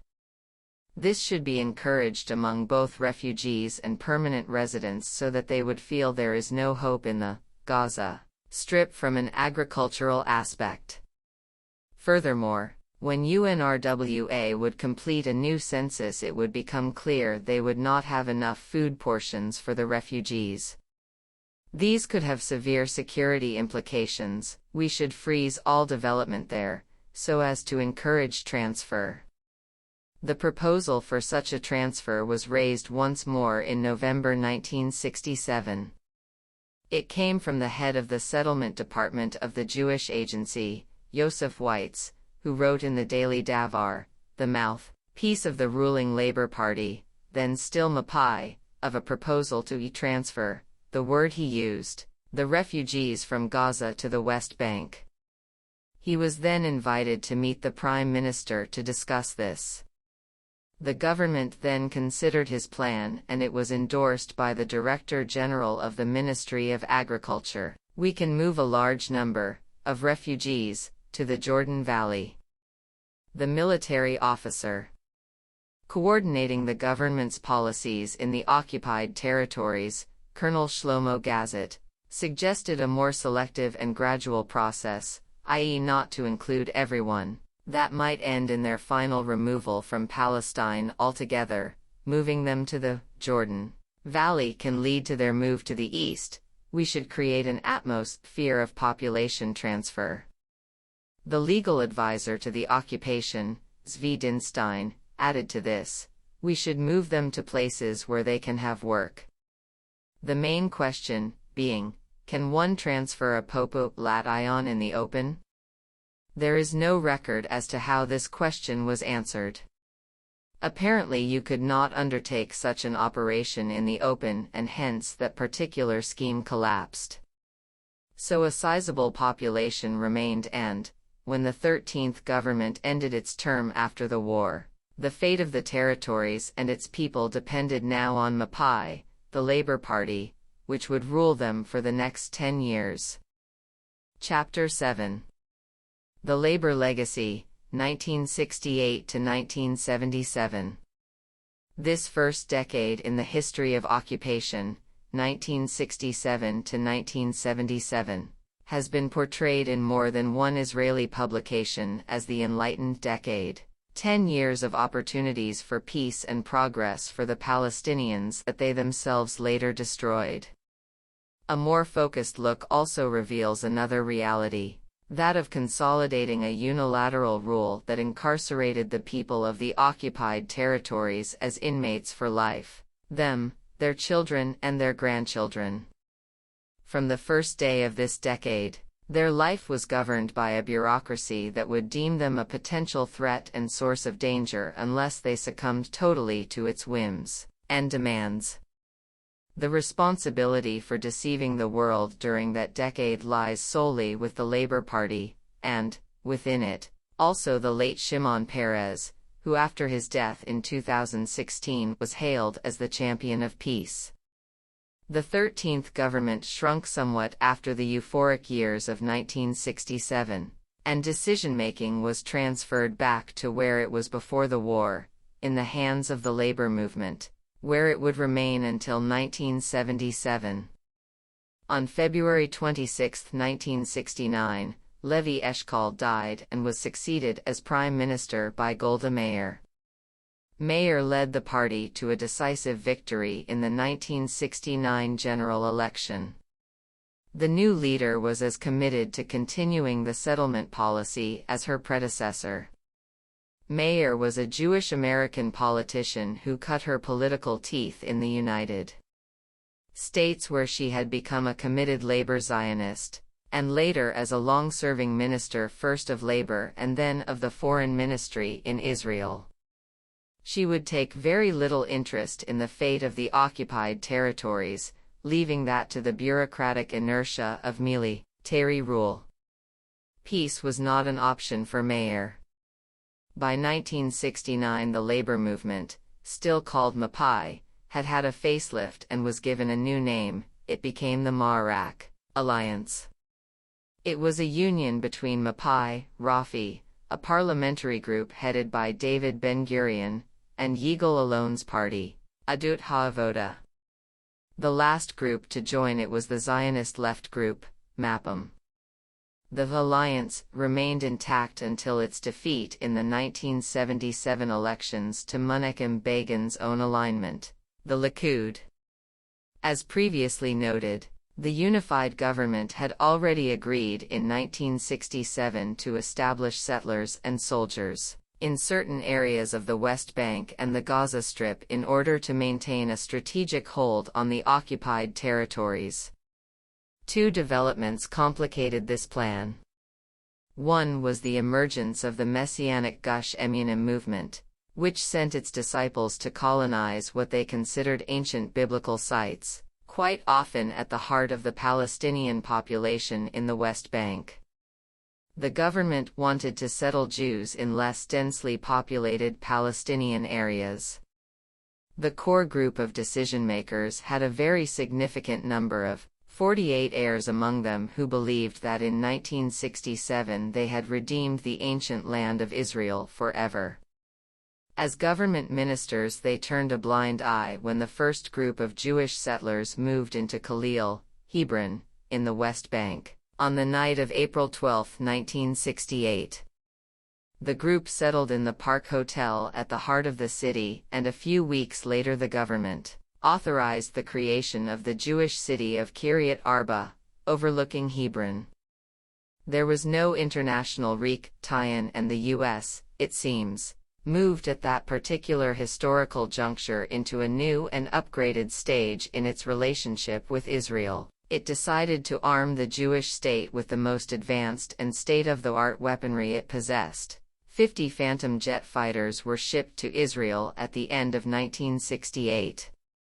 The endorsement of the first settlers by the Labour government, which remained in power until 1977, was ignored by a world that, 50 years later, would regard the Jewish settlements as the principal obstacle to peace. Every Zionist political party supported the settlement of Jews from the very beginning, at least in limited parts of the West Bank. The first public voice in favor was that of David Ben-Gurion, who wrote in Haaretz, on June 9, 1967, that Jews should colonize the old Jewish possessions of 1948, deserted in the 1948 war, and East Jerusalem. He knew when he wrote this that, 9 days later, on June 18, the government would officially decide to re-establish Gush Etzion, and at the beginning of July the first settlers were invited by the government to build Kfar Etzion, the Jewish colony in the West Bank. This is an area south of Jerusalem adjacent to Bethlehem in the east and Hebron in the south. Although the invasion into the heart of Hebron 9 months later, in April 1968, was not a government initiative, it was approved retrospectively and legitimized. Messianic colonization. Gush Emunim, the ideological movement of settlers, had its roots in the early phases of Zionism. The idea of infusing messianic visions of reenacting the biblical times with the modern project of Zionism was already prevalent in the 1920s.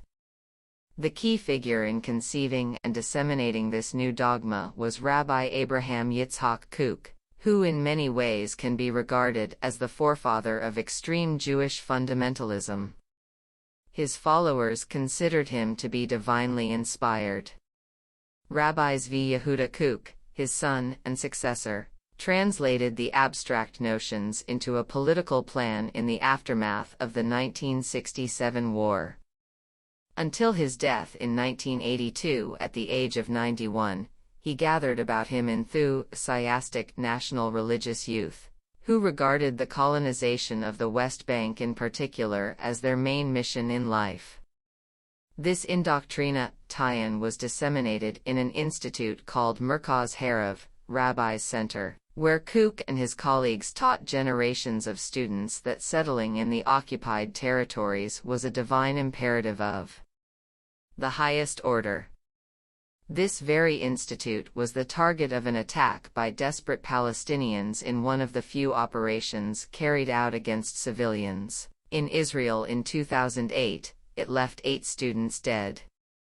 The movement was already active in 1968 before it was formally institutionalized in 1974 by Kook, who also gave it its name, Gush Emunim, the Block of the Faithful. According to some accounts, his student Rabbi Chaim Druckmann, still active today in the movement, was the man who coined the term in a meeting held in his house.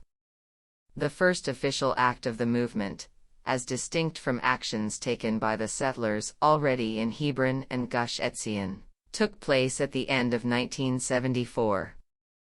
This was an attempt to settle in the Nablus area in the old Ottoman railway station in Sebastia, with the intention of creating 2 settlements that are there today, Alon Mor and Kadam. Although initially evicted several times, they were eventually granted permission to stay by the Labour government in an agreement that signaled the integration of government efforts with those of the settlers.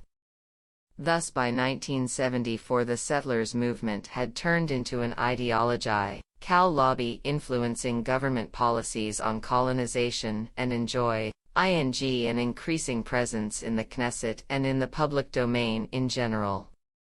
But while they were not only manipulating, they were also being manipulated. These settlers were used as a weapon, and quite often an excuse, for justifying the confiscation of land, and were employed as a demographic tool allowing the state to carry out ethnic cleansing by other means.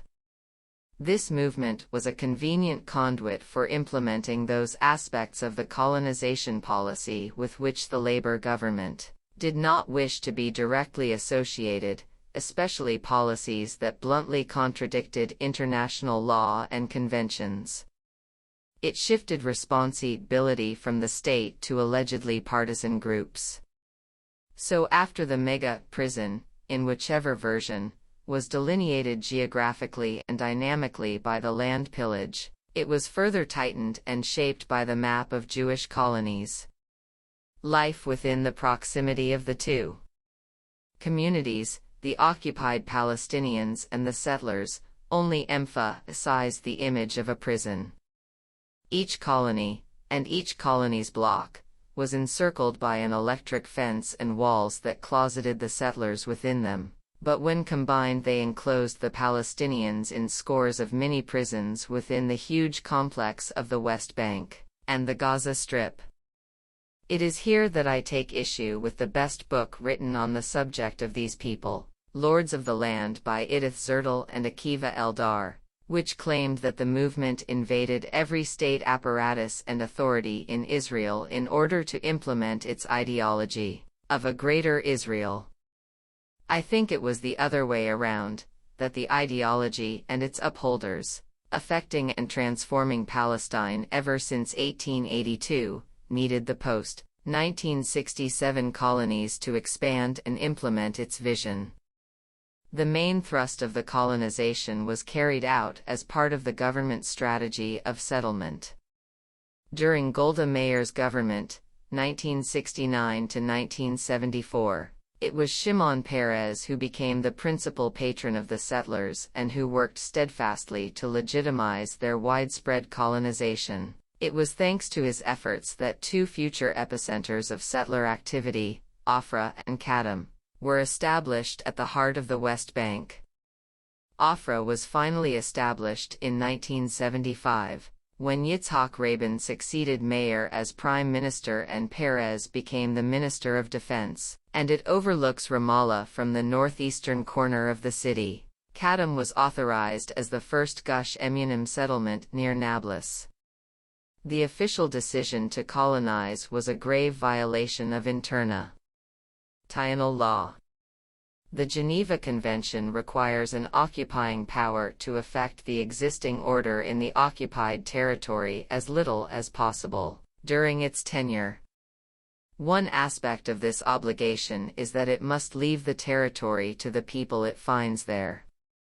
Another vital obligation, decreed in Article 49 of the Geneva Convention, states, "The occupying power shall not deport or transfer parts of its own civilian population into the territory it occupies."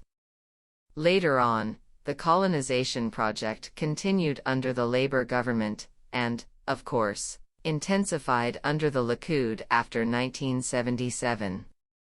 The Mayor government could, if it chose, limit the Messianic coloniza-tie-in, but it failed to do so, either because some of its members, such as Yigal Allon, identified with the colonizers, or others, such as Shimon Peres, for cynical and opportunistic reasons, saw them as potential allies in the political game.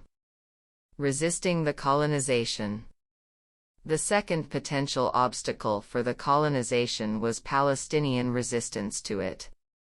This was not a meaningful resistance as its success depended on a regional hinterland in disarray.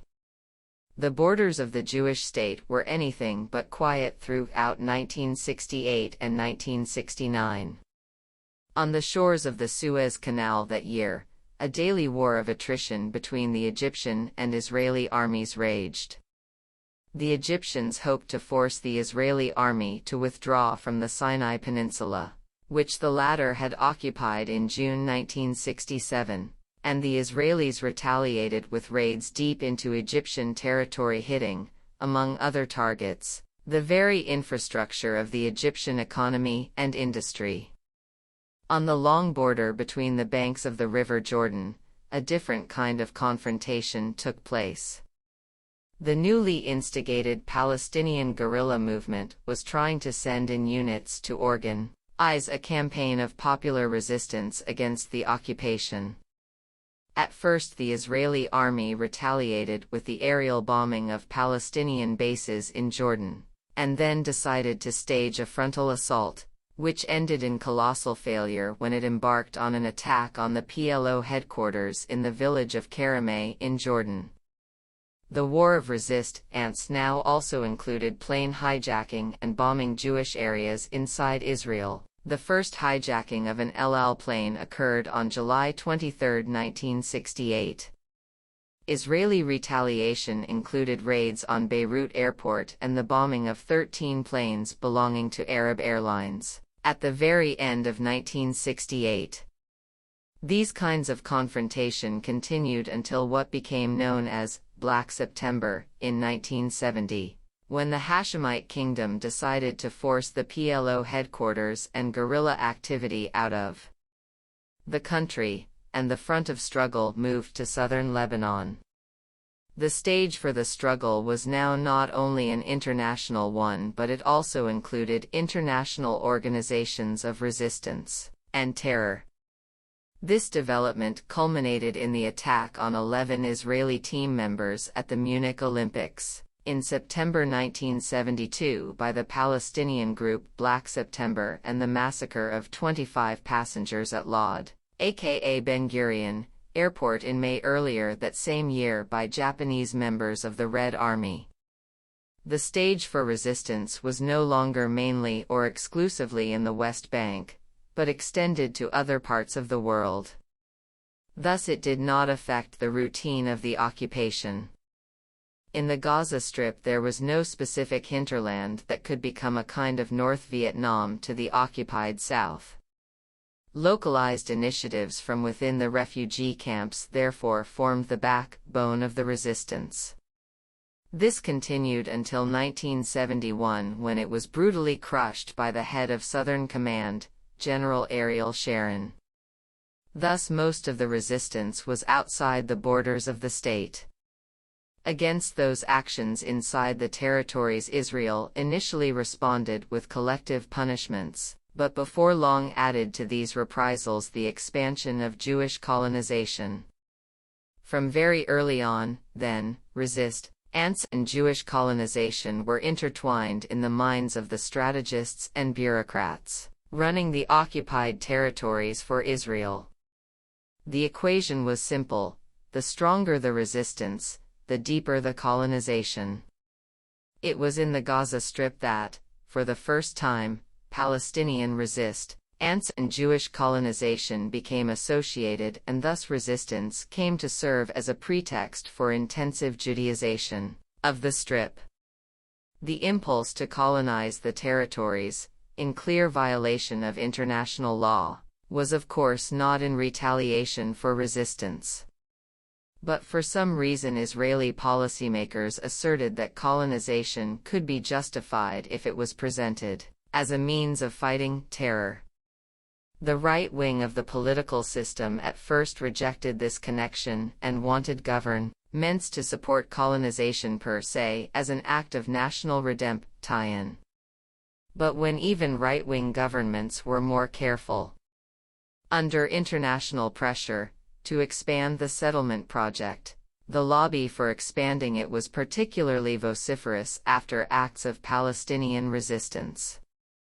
The initial colonization of the Gaza Strip was not pushed forward by the messianic movement of settlers, Gush Emunim, but was championed by one minister, Yigal Alon, and one general, Ariel Sharon. Yigal Alon was appointed chair of the Ministerial Committee for Settlement, Colonization Affairs in January 1970. Shortly afterwards the committee was renamed the Interinstitutional Committee for Settlement, which in Hebrew would be the correct translation for colonization, since it included not only ministers but also heads of outfits such as the Jewish National Fund, the Kibbutzim movement and others. Haggai Huberman, a leading activist in Gush Katif, the bloc of Jewish settlements in the Gaza Strip, was a member of that committee, and in the wake of the Israeli disengagement from Gaza in 2006 he posted the minutes on his website. What emerges very clearly in these minutes is that Sharon convinced ministers that establishing Jewish colonies in Gaza would send a clear message that Israel would not withdraw from there, and this, as he put it, would dampen the impulse for terror.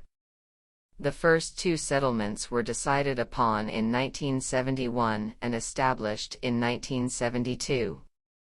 And this would be the theme of the discourse: you settle because it's yours, but also as a response to terror, thereby providing one explanation for the right-wing electorate and another for the more moderate section of the public, with an eye to the international community.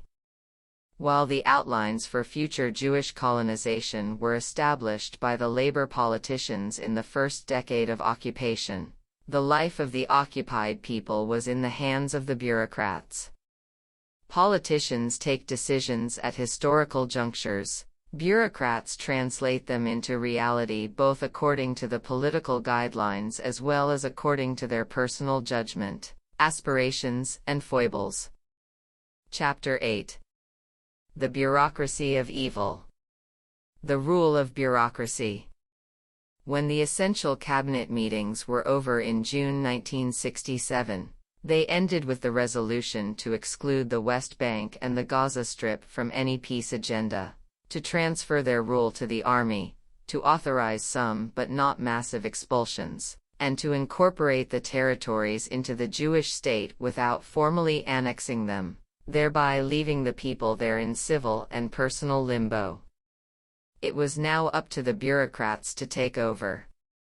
At the top of the pyramid, for the initial stages of building the infrastructure for the imprisonment of so many people, was the Committee of Directors General, the CDG, in Hebrew Vadat HaMankalim.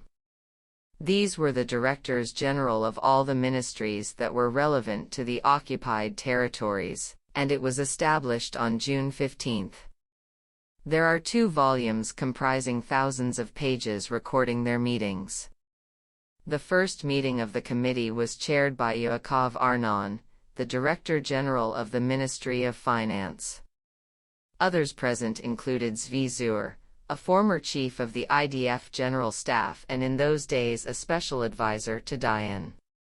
Others were the Directors General of the Ministries of Trade and Industry, Agriculture and the Interior, along with representatives of the Ministries of Defense and of the Army. Diplomacy was not a consideration, hence there was no one from the Foreign Ministry, but, on the other hand, the coordinator Of the committee was a colonel, Yehuda Nitzan, who was replaced by General Shlomo Gazet in 1968. From the first meeting, the need for absolute secrecy regarding the discussions was stressed. It was decided there and then that each military governor would have a mini-cabinet representing the various ministries, and these civilians would be given both military uniforms and ranks. They would be converted to civilian uniforms once again when military rule was replaced in the 1980s by the civil administration, one of the many indications that the transition from military rule to civil administration, hailed by Israel as a move intended to make life easier under occupation, did not cause any dramatic change in the life of the occupied territories. Each cabinet minister was asked to recruit local Palestinians to work with them. In the days of the British Empire, in countries such as India and Egypt, a very similar structure was employed whereby the governor had a local advisor shadowing him. The colonial nature and face of the occupation became more and more visible by the day. The committee produced, as we shall see, two models for the manner in which life would be managed in the territories. One was an open-air prison, which assumed the Palestinians would regard Israeli control as an improvement on the former arrangement, and would at least enable them to survive. And should the Palestinians resist that model, it would be replaced by the second, a high-security prison. The bureaucracy was able to activate the two models at any given moment. Already by September 1967, this group of officers and OFFI, SILs knew that the occupation would be resisted. In that month, the first cadre of Palestinian informants had eavesdropped on their compatriots and reported the existence of an embryonic resistance movement. Colonel Rehavia Vardi was the officer who reported this to the CDG. Vardi and another colleague were the prime movers in the CDG, and their main task was to make clear to everyone concerned about the totality of control granted to the military governors in the lives of the Palestinians. Legalizing the occupation. Zvi Inbar, who was part of the legal side of what the Israeli military called belligerent occupation, tells us how he and his team became the legislative, executive and judicial authority in the Gaza Strip within a few days. Due to problems of communication and a multitude of other problems arising from the occupation, the military attorney general gave us a free hand. In practice, we could legislate any law we wanted and we deemed necessary for managing the occupation. In due course, we established military courts and a complete judicial system. This reality was created by the CDG, whose main mission was to construct a legal infrastructure for the occupied territories. The groundwork was already completed in 1963 when the Shockham Plan was devised. It was effectively the British mandatory regulations that in practice guided the committee in its work after the occupation. The employment of regulations that provided absolute dictatorial powers to the rulers enabled the bureaucrats of the megaprison to deal with day-to-day management. It provided guidance on both how to offer rewards, the most basic civil and human rights, and how to quell resistance, by the simple act of withholding these rights. In addition to the emergency regulations, certain international laws concerning war and occupation, along with some remnants of the Jordanian legal system, were fused into this infrastructure. The pace of the Israelis in those early days was mind-boggling for anyone watching from the outside. By June 21, the army's legal experts had completed the establishment of a comprehensive legal system for the West Bank and the Gaza Strip. A team headed by Major Dov Sheffi was in charge of overseeing this, with the supervision of the chief military attorney, Colonel Meir Shamgar, later to become a Supreme Court judge and one of the most respected legal minds and personalities in the Jewish state. The rapidity of this achievement was put down to one simple and brutal fact of life, however complex it all sounded. It left the fate of the inhabitants in the hands of the military commanders with very little room for challenge or protest.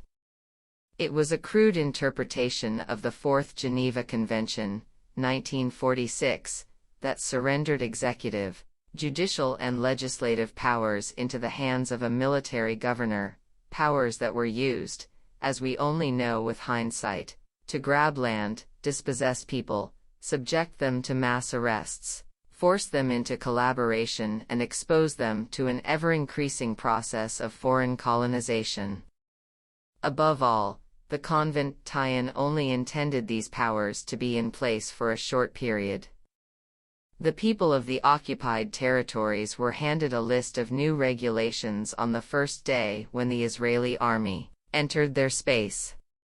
In one of the earliest lists, in fact, the second Arabic pamphlet distributed to the people, it was declared that the pamphlet decrees were like the law but could be overruled in the future by the military governors. This particular decree stated, first, that all property previously owned by the Jordanian government would now be taken over by the army, and, second, that all pending taxes would be paid directly to the military governor. The new rules of the game were not only communicated through the promulgation of pamphlets, but also through operations on the ground. Even before the actual occupation of the West Bank was completed, the army decided to open 5 military courts, on June 7, and 7 detention centers. This was when the term Green Line was first introduced into the armies, and later into the public discourse in Israel. On the face of it, the Green Line was the armistice line drawn between Israel and Jordan in the spring of 1949, which delineated the boundary between Israel and the West Bank. However, in reality it was gradually moved eastwards and over time came to define the Israeli/Jewish space that included pre-1967 Israel and any territory that was colonized and Judaized since 1967. Up to half of the West Bank's territory by 2017. Within this space Israeli law mattered, but not beyond the Green Line. In the Palestinian spaces of the West Bank and the Gaza Strip, the military, and later the pseudo-civil administration, controlled the lives of the people often by draconian methods and according to the whims of the military governors. From the very beginning, the lawmakers of the occupied territories adopted a functional, and cynical, approach to international law. These areas were alternately treated as part of the Israeli legal system, and also outside that system in order to serve best the strategy of colonizing them. The imposition of the non-democratic military law was justified as emanating from the duties and privileges that international law granted Israel as an occupying force. However, whenever international law threatened to interfere with the colonization effort, such as preventing Jewish settlers moving into the area and the expulsion of Palestinians from them, then Israeli law was invoked. This elaborate dual system was finalized by the mid-1970s. The policymakers, in consultation with the senior legal civil servants of the state, decided to put the military court system, set up to run the territories, under the supervision of the Supreme Court. The message to the world was clear: although we do not need to do this, we are taking extra measures to keep an eye on the military handling of justice in the occupied territories. Years later, a famous Israeli jurist would write that it would have been better if this decision had not been taken, since it obfuscated and hid the atrocious military court system that abused the lives of Palestinians, of all ages throughout the years of occupation. From a radically different perspective, it may be argued that the main function of the Supreme Court has been to legitimize government actions in the territories. By clothing acts of military authorities in the cloak of legality, The Supreme Court justifies and rationalizes these acts. Indeed, it created the charade of an enlightened occupation. Theoretically, and at times also practically, the door was open for Palestinians affected by the military judiciary to complain and appeal to the Supreme Court in Israel. However, since in the vast majority of cases such appeals ended in total failure, the atrocities were legitimized by the most highly respected domestic and international judicial institute in the land. The most important act by the Supreme Court was legalizing the acquisition of Israeli land pillaged in the occupied territories. Palestinians who were victims of land expropriation were not compensated and were advised by their lawyers to appeal to the Supreme Court. The Supreme Court, at least in principle, did not allow anyone but the army to expropriate private land. When the settlers founded companies that negotiated directly with Palestinians who were asked first to buy coveted land, and then sell it to them, in several cases the Supreme Court declared such transactions as illegal and ordered the destruction of the settlers' building, which happened in a handful of cases in the last 50 years. In 2017, the Israeli Knesset passed a law, still to be tested by the Supreme Court, that legitimized all these transactions retrospectively. On other issues of abuse it was skeptical enough not even to bother, apart from collective appeals such as those concerning the use of torture in the Secret Service's interrogations, which led the Supreme Court to legalize what it euphemistically called the right of the security services to employ reasonable pressure in interrogations. One aspect of the land seizures was observed seriously by the legal system. In principle, only land deemed public in the occupied territories could be confiscated. Until the early 1970s, expropriation did not distinguish between private and public land, but when one such case was brought to the Supreme Court in the early 1970s, it ruled that only state land could be taken in such a manner and designate for Jewish colonization. This ruling inhibited the colonization efforts for a short while, but the legal barrier was removed with the appearance of Ariel Sharon on the political map after the 1973 war, and in particular, as we shall see, after the Likud rose to power in 1977. However, even under the Labor administration, the pillaging of land was quite widespread and intensive. After all, the mainstream Zionist Party had shown great expertise in navigating the legal complexities that allowed them to take over the dispossessed and abandoned property of the Palestinians in 1948. In the occupied territories, the CDG was in fact quick to implement the same principles of land robbery applied to the huge areas Palestinians left behind when they fled in 1948. This was the principle of custody.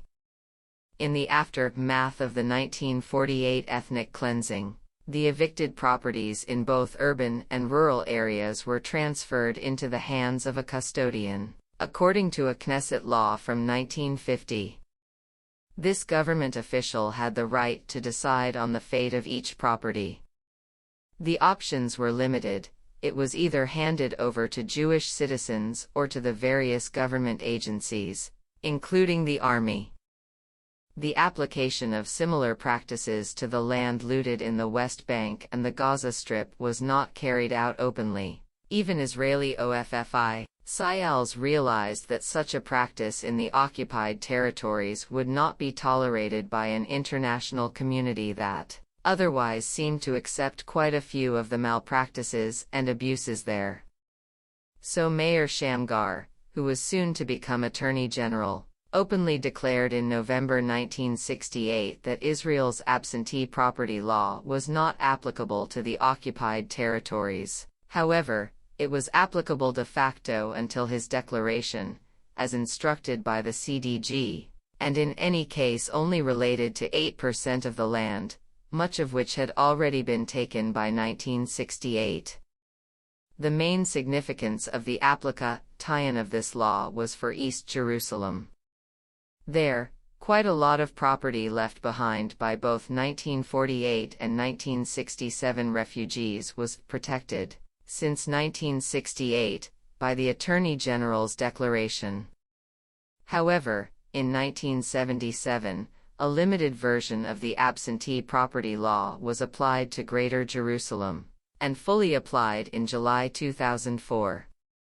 With the arrival of the first Jewish settlers in the West Bank and the Gaza Strip in 1968, the decrees authorizing the expropriation of land and the delineation of the Palestinian spaces increased in number and frequency. It began with Decree 291 at the end of that year, which froze any procedures of land registration and rearrangement of water resources so as to prepare for a vast Jewish colonization. This was in many ways a closure for the frustrated Zionist colonizers who, in the pre-state period, the last time massive Jewish colonization had taken place, had been heavily restricted by mandatory laws and supervision. Now they could resume their activities without any interference. These early land decrees were also used to establish an extensive military presence in the heart of the Palestinian areas. Between 1968 and 1970, the Governor-General of the West Bank issued a series of decrees that allowed the seizure of property and land for military purposes. This resulted in the takeover of 50,000 dunams. Around 1970, both Jewish colonization and military presence were fused into a single means of land robbery. Land was first confiscated under the pretext of erecting a military installation, but with the view of later turning it into a Jewish colony. This practice characterized the actions of the labor governments between 1967 and 1977. When the Likud came to power in 1977, this subterfuge was abandoned and land was expropriated with the explicit purpose of building civilian Jewish colonies on it. In January 1970, the CDG was incorporated into the Ministry of Defense under the direct supervision and coordination of Shimon Peres, then the Minister of Transportation and Communication. He would later receive the Nobel Peace Prize, as if he had played no part in the colonization of Palestine. So 2 years into the occupation, the legal infrastructure was firmly in place, and the last buds of Palestinian resistance seemed to have withered and died. When nothing of note occurred in the West Bank and the Gaza Strip during the 1973 October War, such as a local uprising that could have aided the military efforts of Egypt and Syria, the captains of the Israeli policy were confident they had found the right formula for running the newly acquired territories, and the people living in them. The Palestinians were expected to accept the new reality from the very beginning of the occupation. Resistance of any kind led to immediate imprisonment, as did assisting or hiding anyone involved in resistance. Hiding or assisting a member of the PLO or an activist from the Palestine Liberation Army, PLA, resulted in a 15-year prison sentence.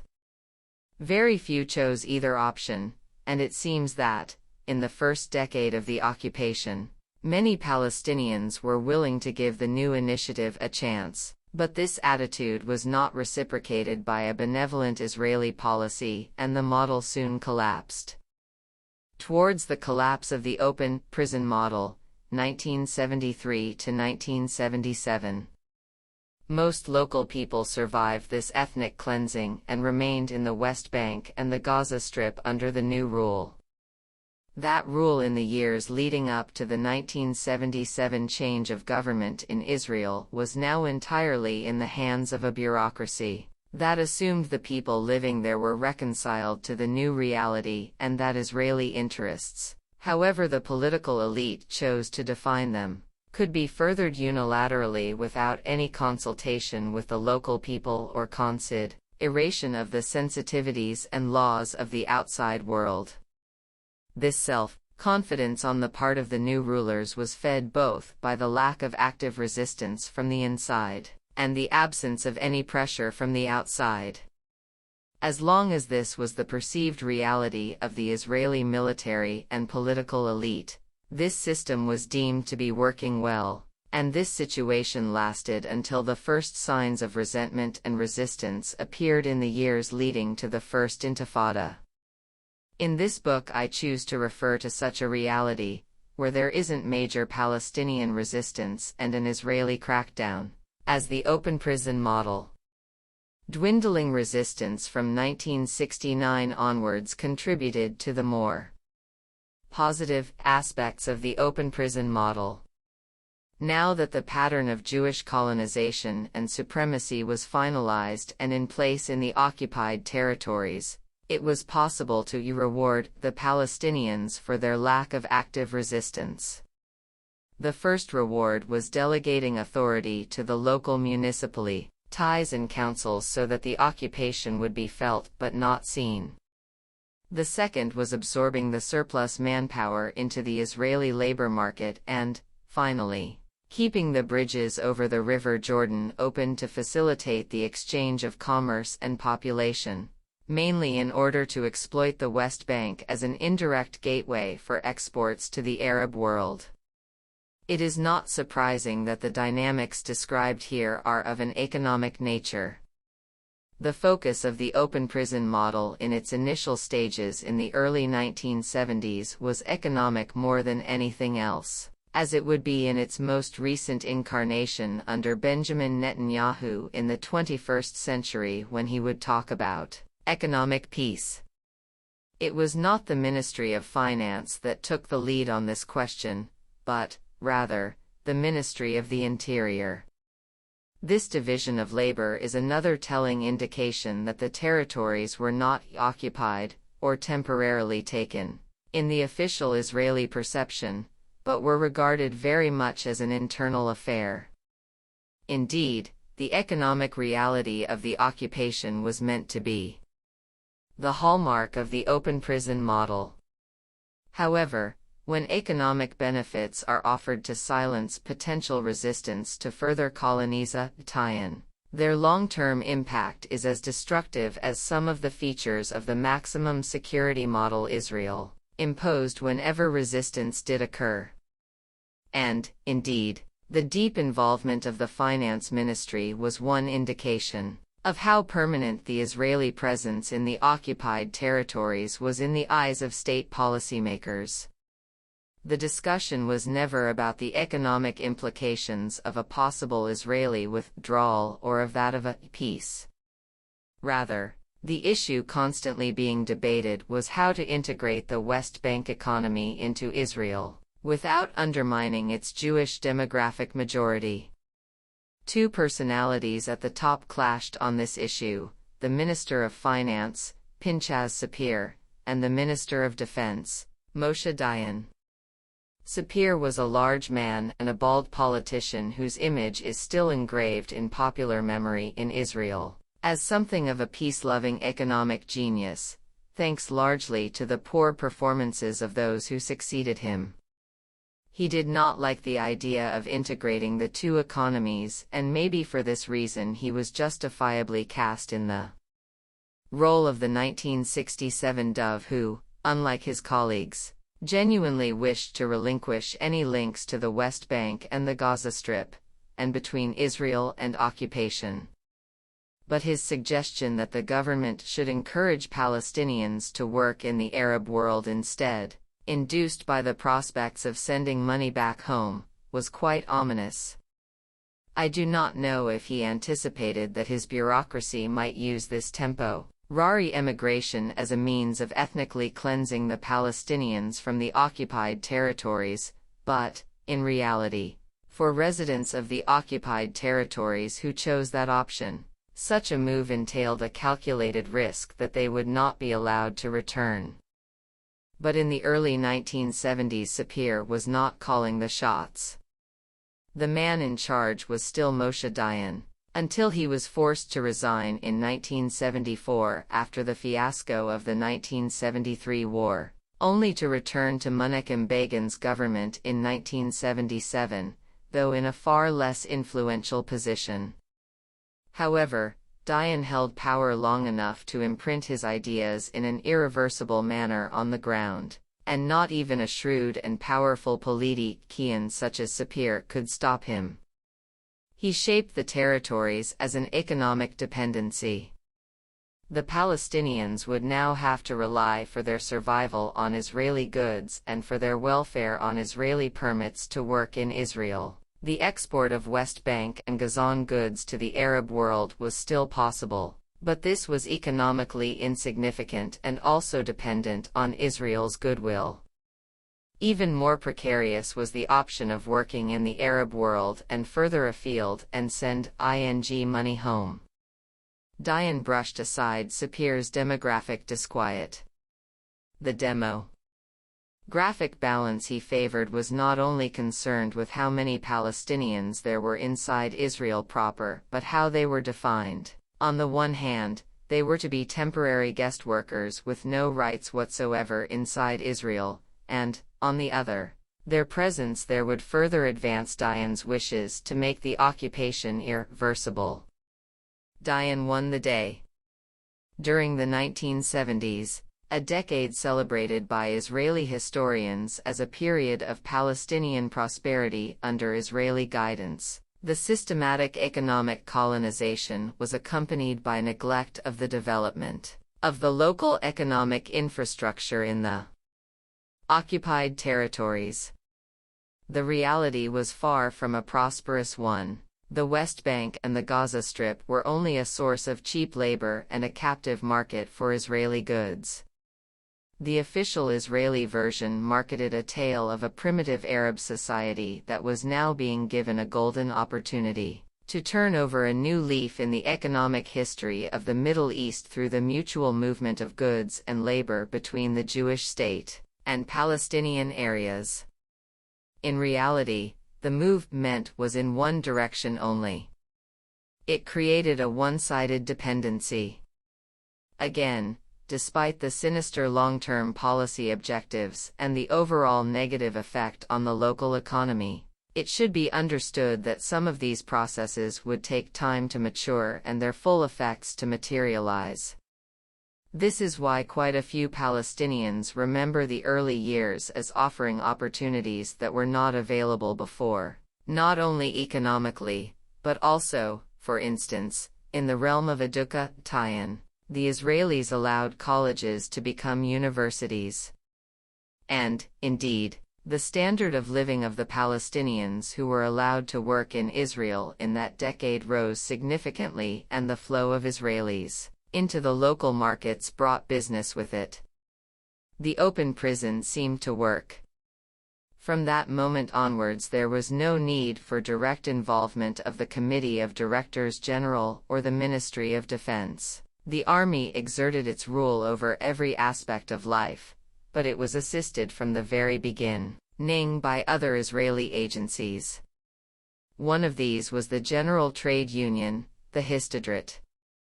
This pre-state outfit had already been very effective in ousting Palestinians from the mandatory labor market, and yet it was accepted in the Western world, including by the British trade union movement, as a paragon of socialist organization devoted to the welfare and well-being of the workers. It was incorporated into the mechanism of the occupation from the second week of June 1967. The government granted it monopoly over trade and industry, and it acted there not as a trade union but, rather, as a mammoth industrial complex. But it provided employment and thus the recollection of that decade, even among Palestinians, is of years that were not all doom and gloom. More importantly, perhaps, the early years might have held the promise and potential for a very different reality to develop, but this was not the intention of the policymakers. Any kind of improvement in their living conditions depended on total Palestinian consent to living in the secluded areas in the occupied territories, whose space would constantly be reduced by Judaization and land grabbing. Interaction with Israelis who were not part of the bureaucracy was less traumatic. A few days after the end of the war, Moshe Dayan visited Uzi Narkis, the Governor-General of the West Bank, and noticed a long queue growing outside his office. "What is this?" he inquired.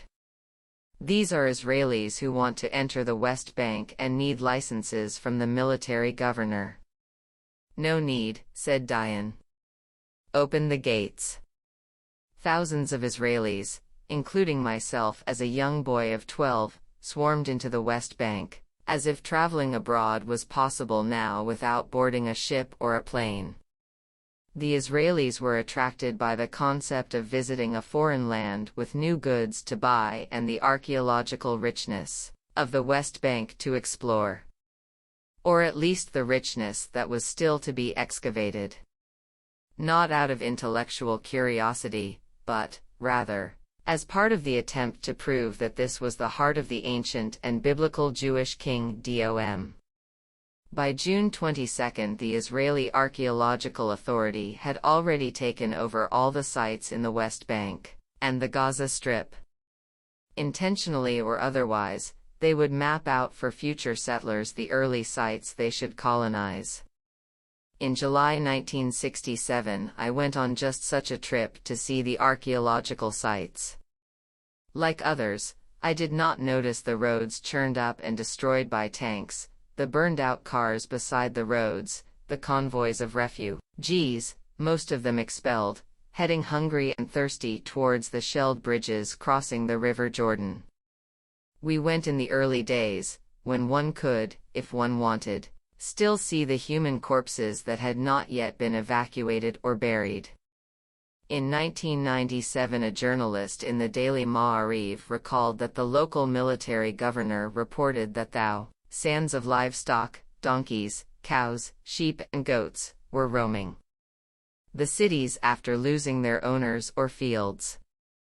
Many of them were taken by the Israelis. Others died and the governors were worried that the cadavers would spread diseases that could not be controlled. But Moshe Dayan in his autobiography, Avini Derek, Milestones, described the initial encounter as a happy one. Some Palestinians added to this picture with similarly positive recollections, as did the first mayor of Bethlehem, Elias Frey. The better-off Palestinians, such as mayors, rich traders, and lawyers, may well have experienced some measure of relief at not having been expelled, as had happened in 1948, and they were also allowed to trade and conduct business with the Israelis, and consequently they reaped material dividends.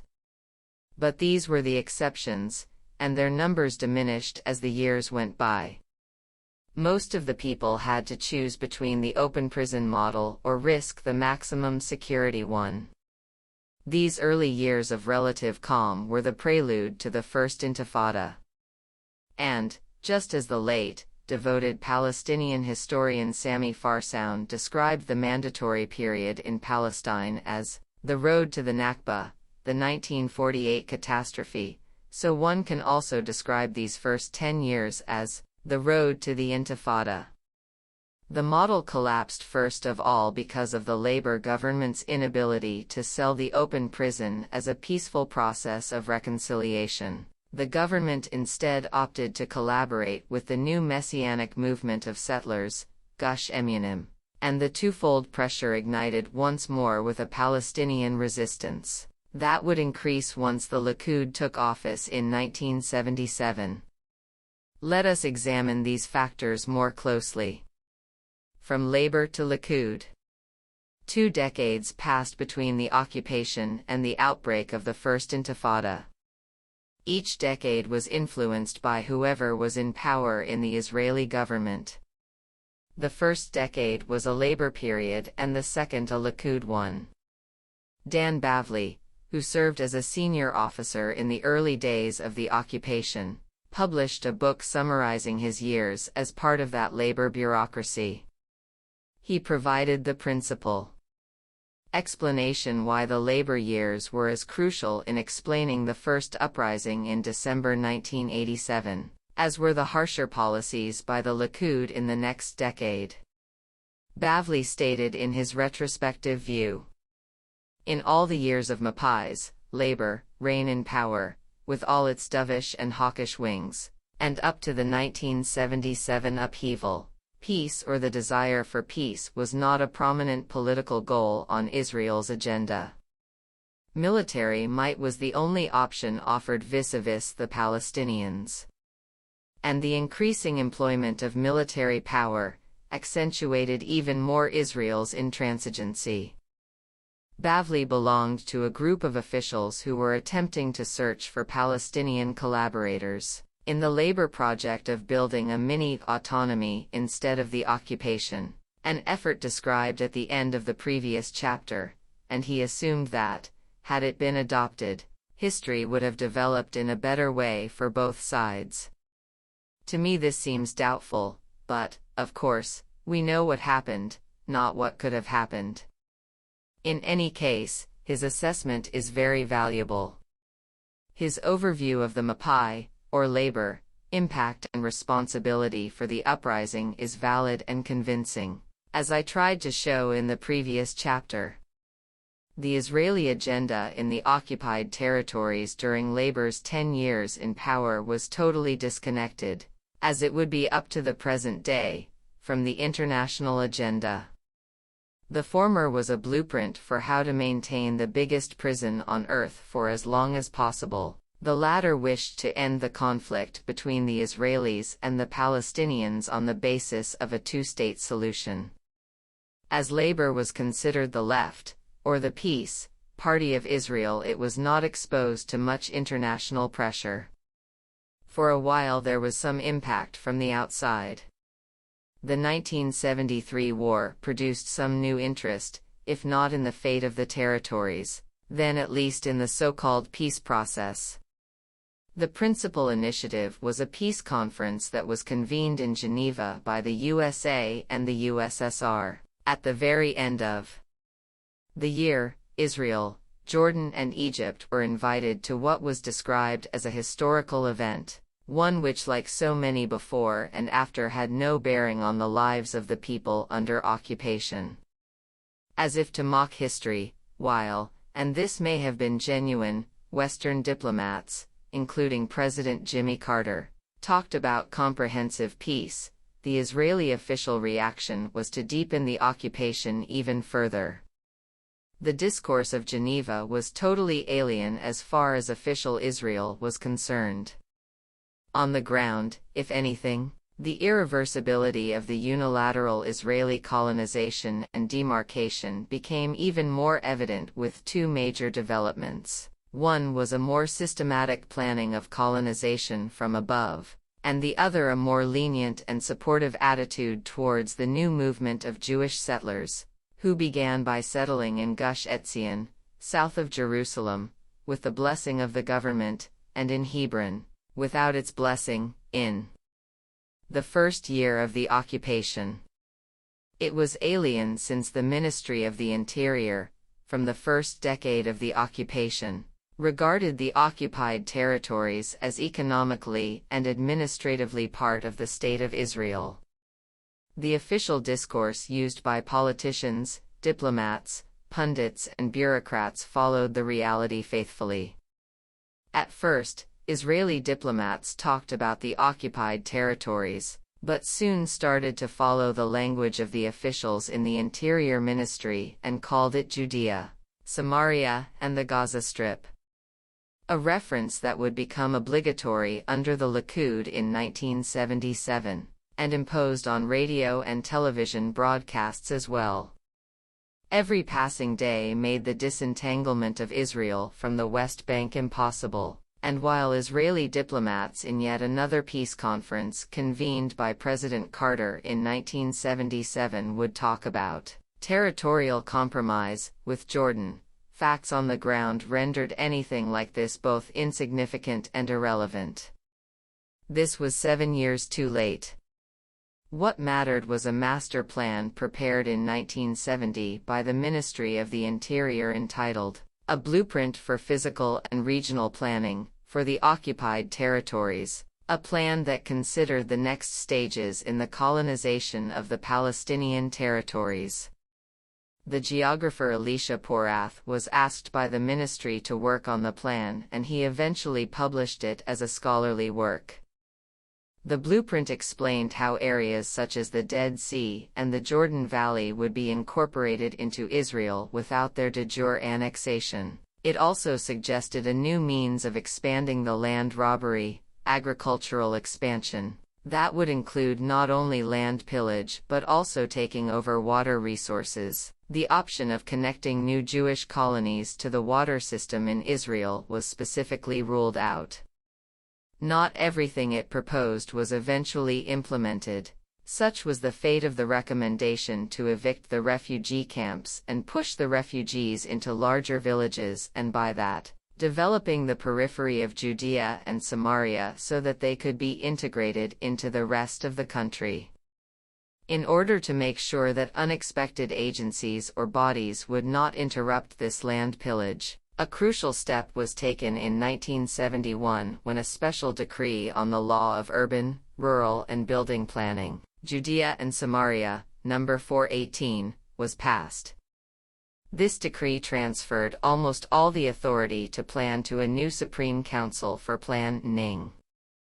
The vast majority of its members were representatives of the Israeli military rule. Thus, from above, the new project was a wish to strengthen the Jewish presence in the West Bank, and to a lesser extent in the Gaza Strip. The reality, however, was also shaped by the new license given to the settler movement that emerged in 1968 and was intensively seeking new locations for building colonies in the midst of the Palestinian areas. However, their impact was not felt until the Likud came to power in 1977.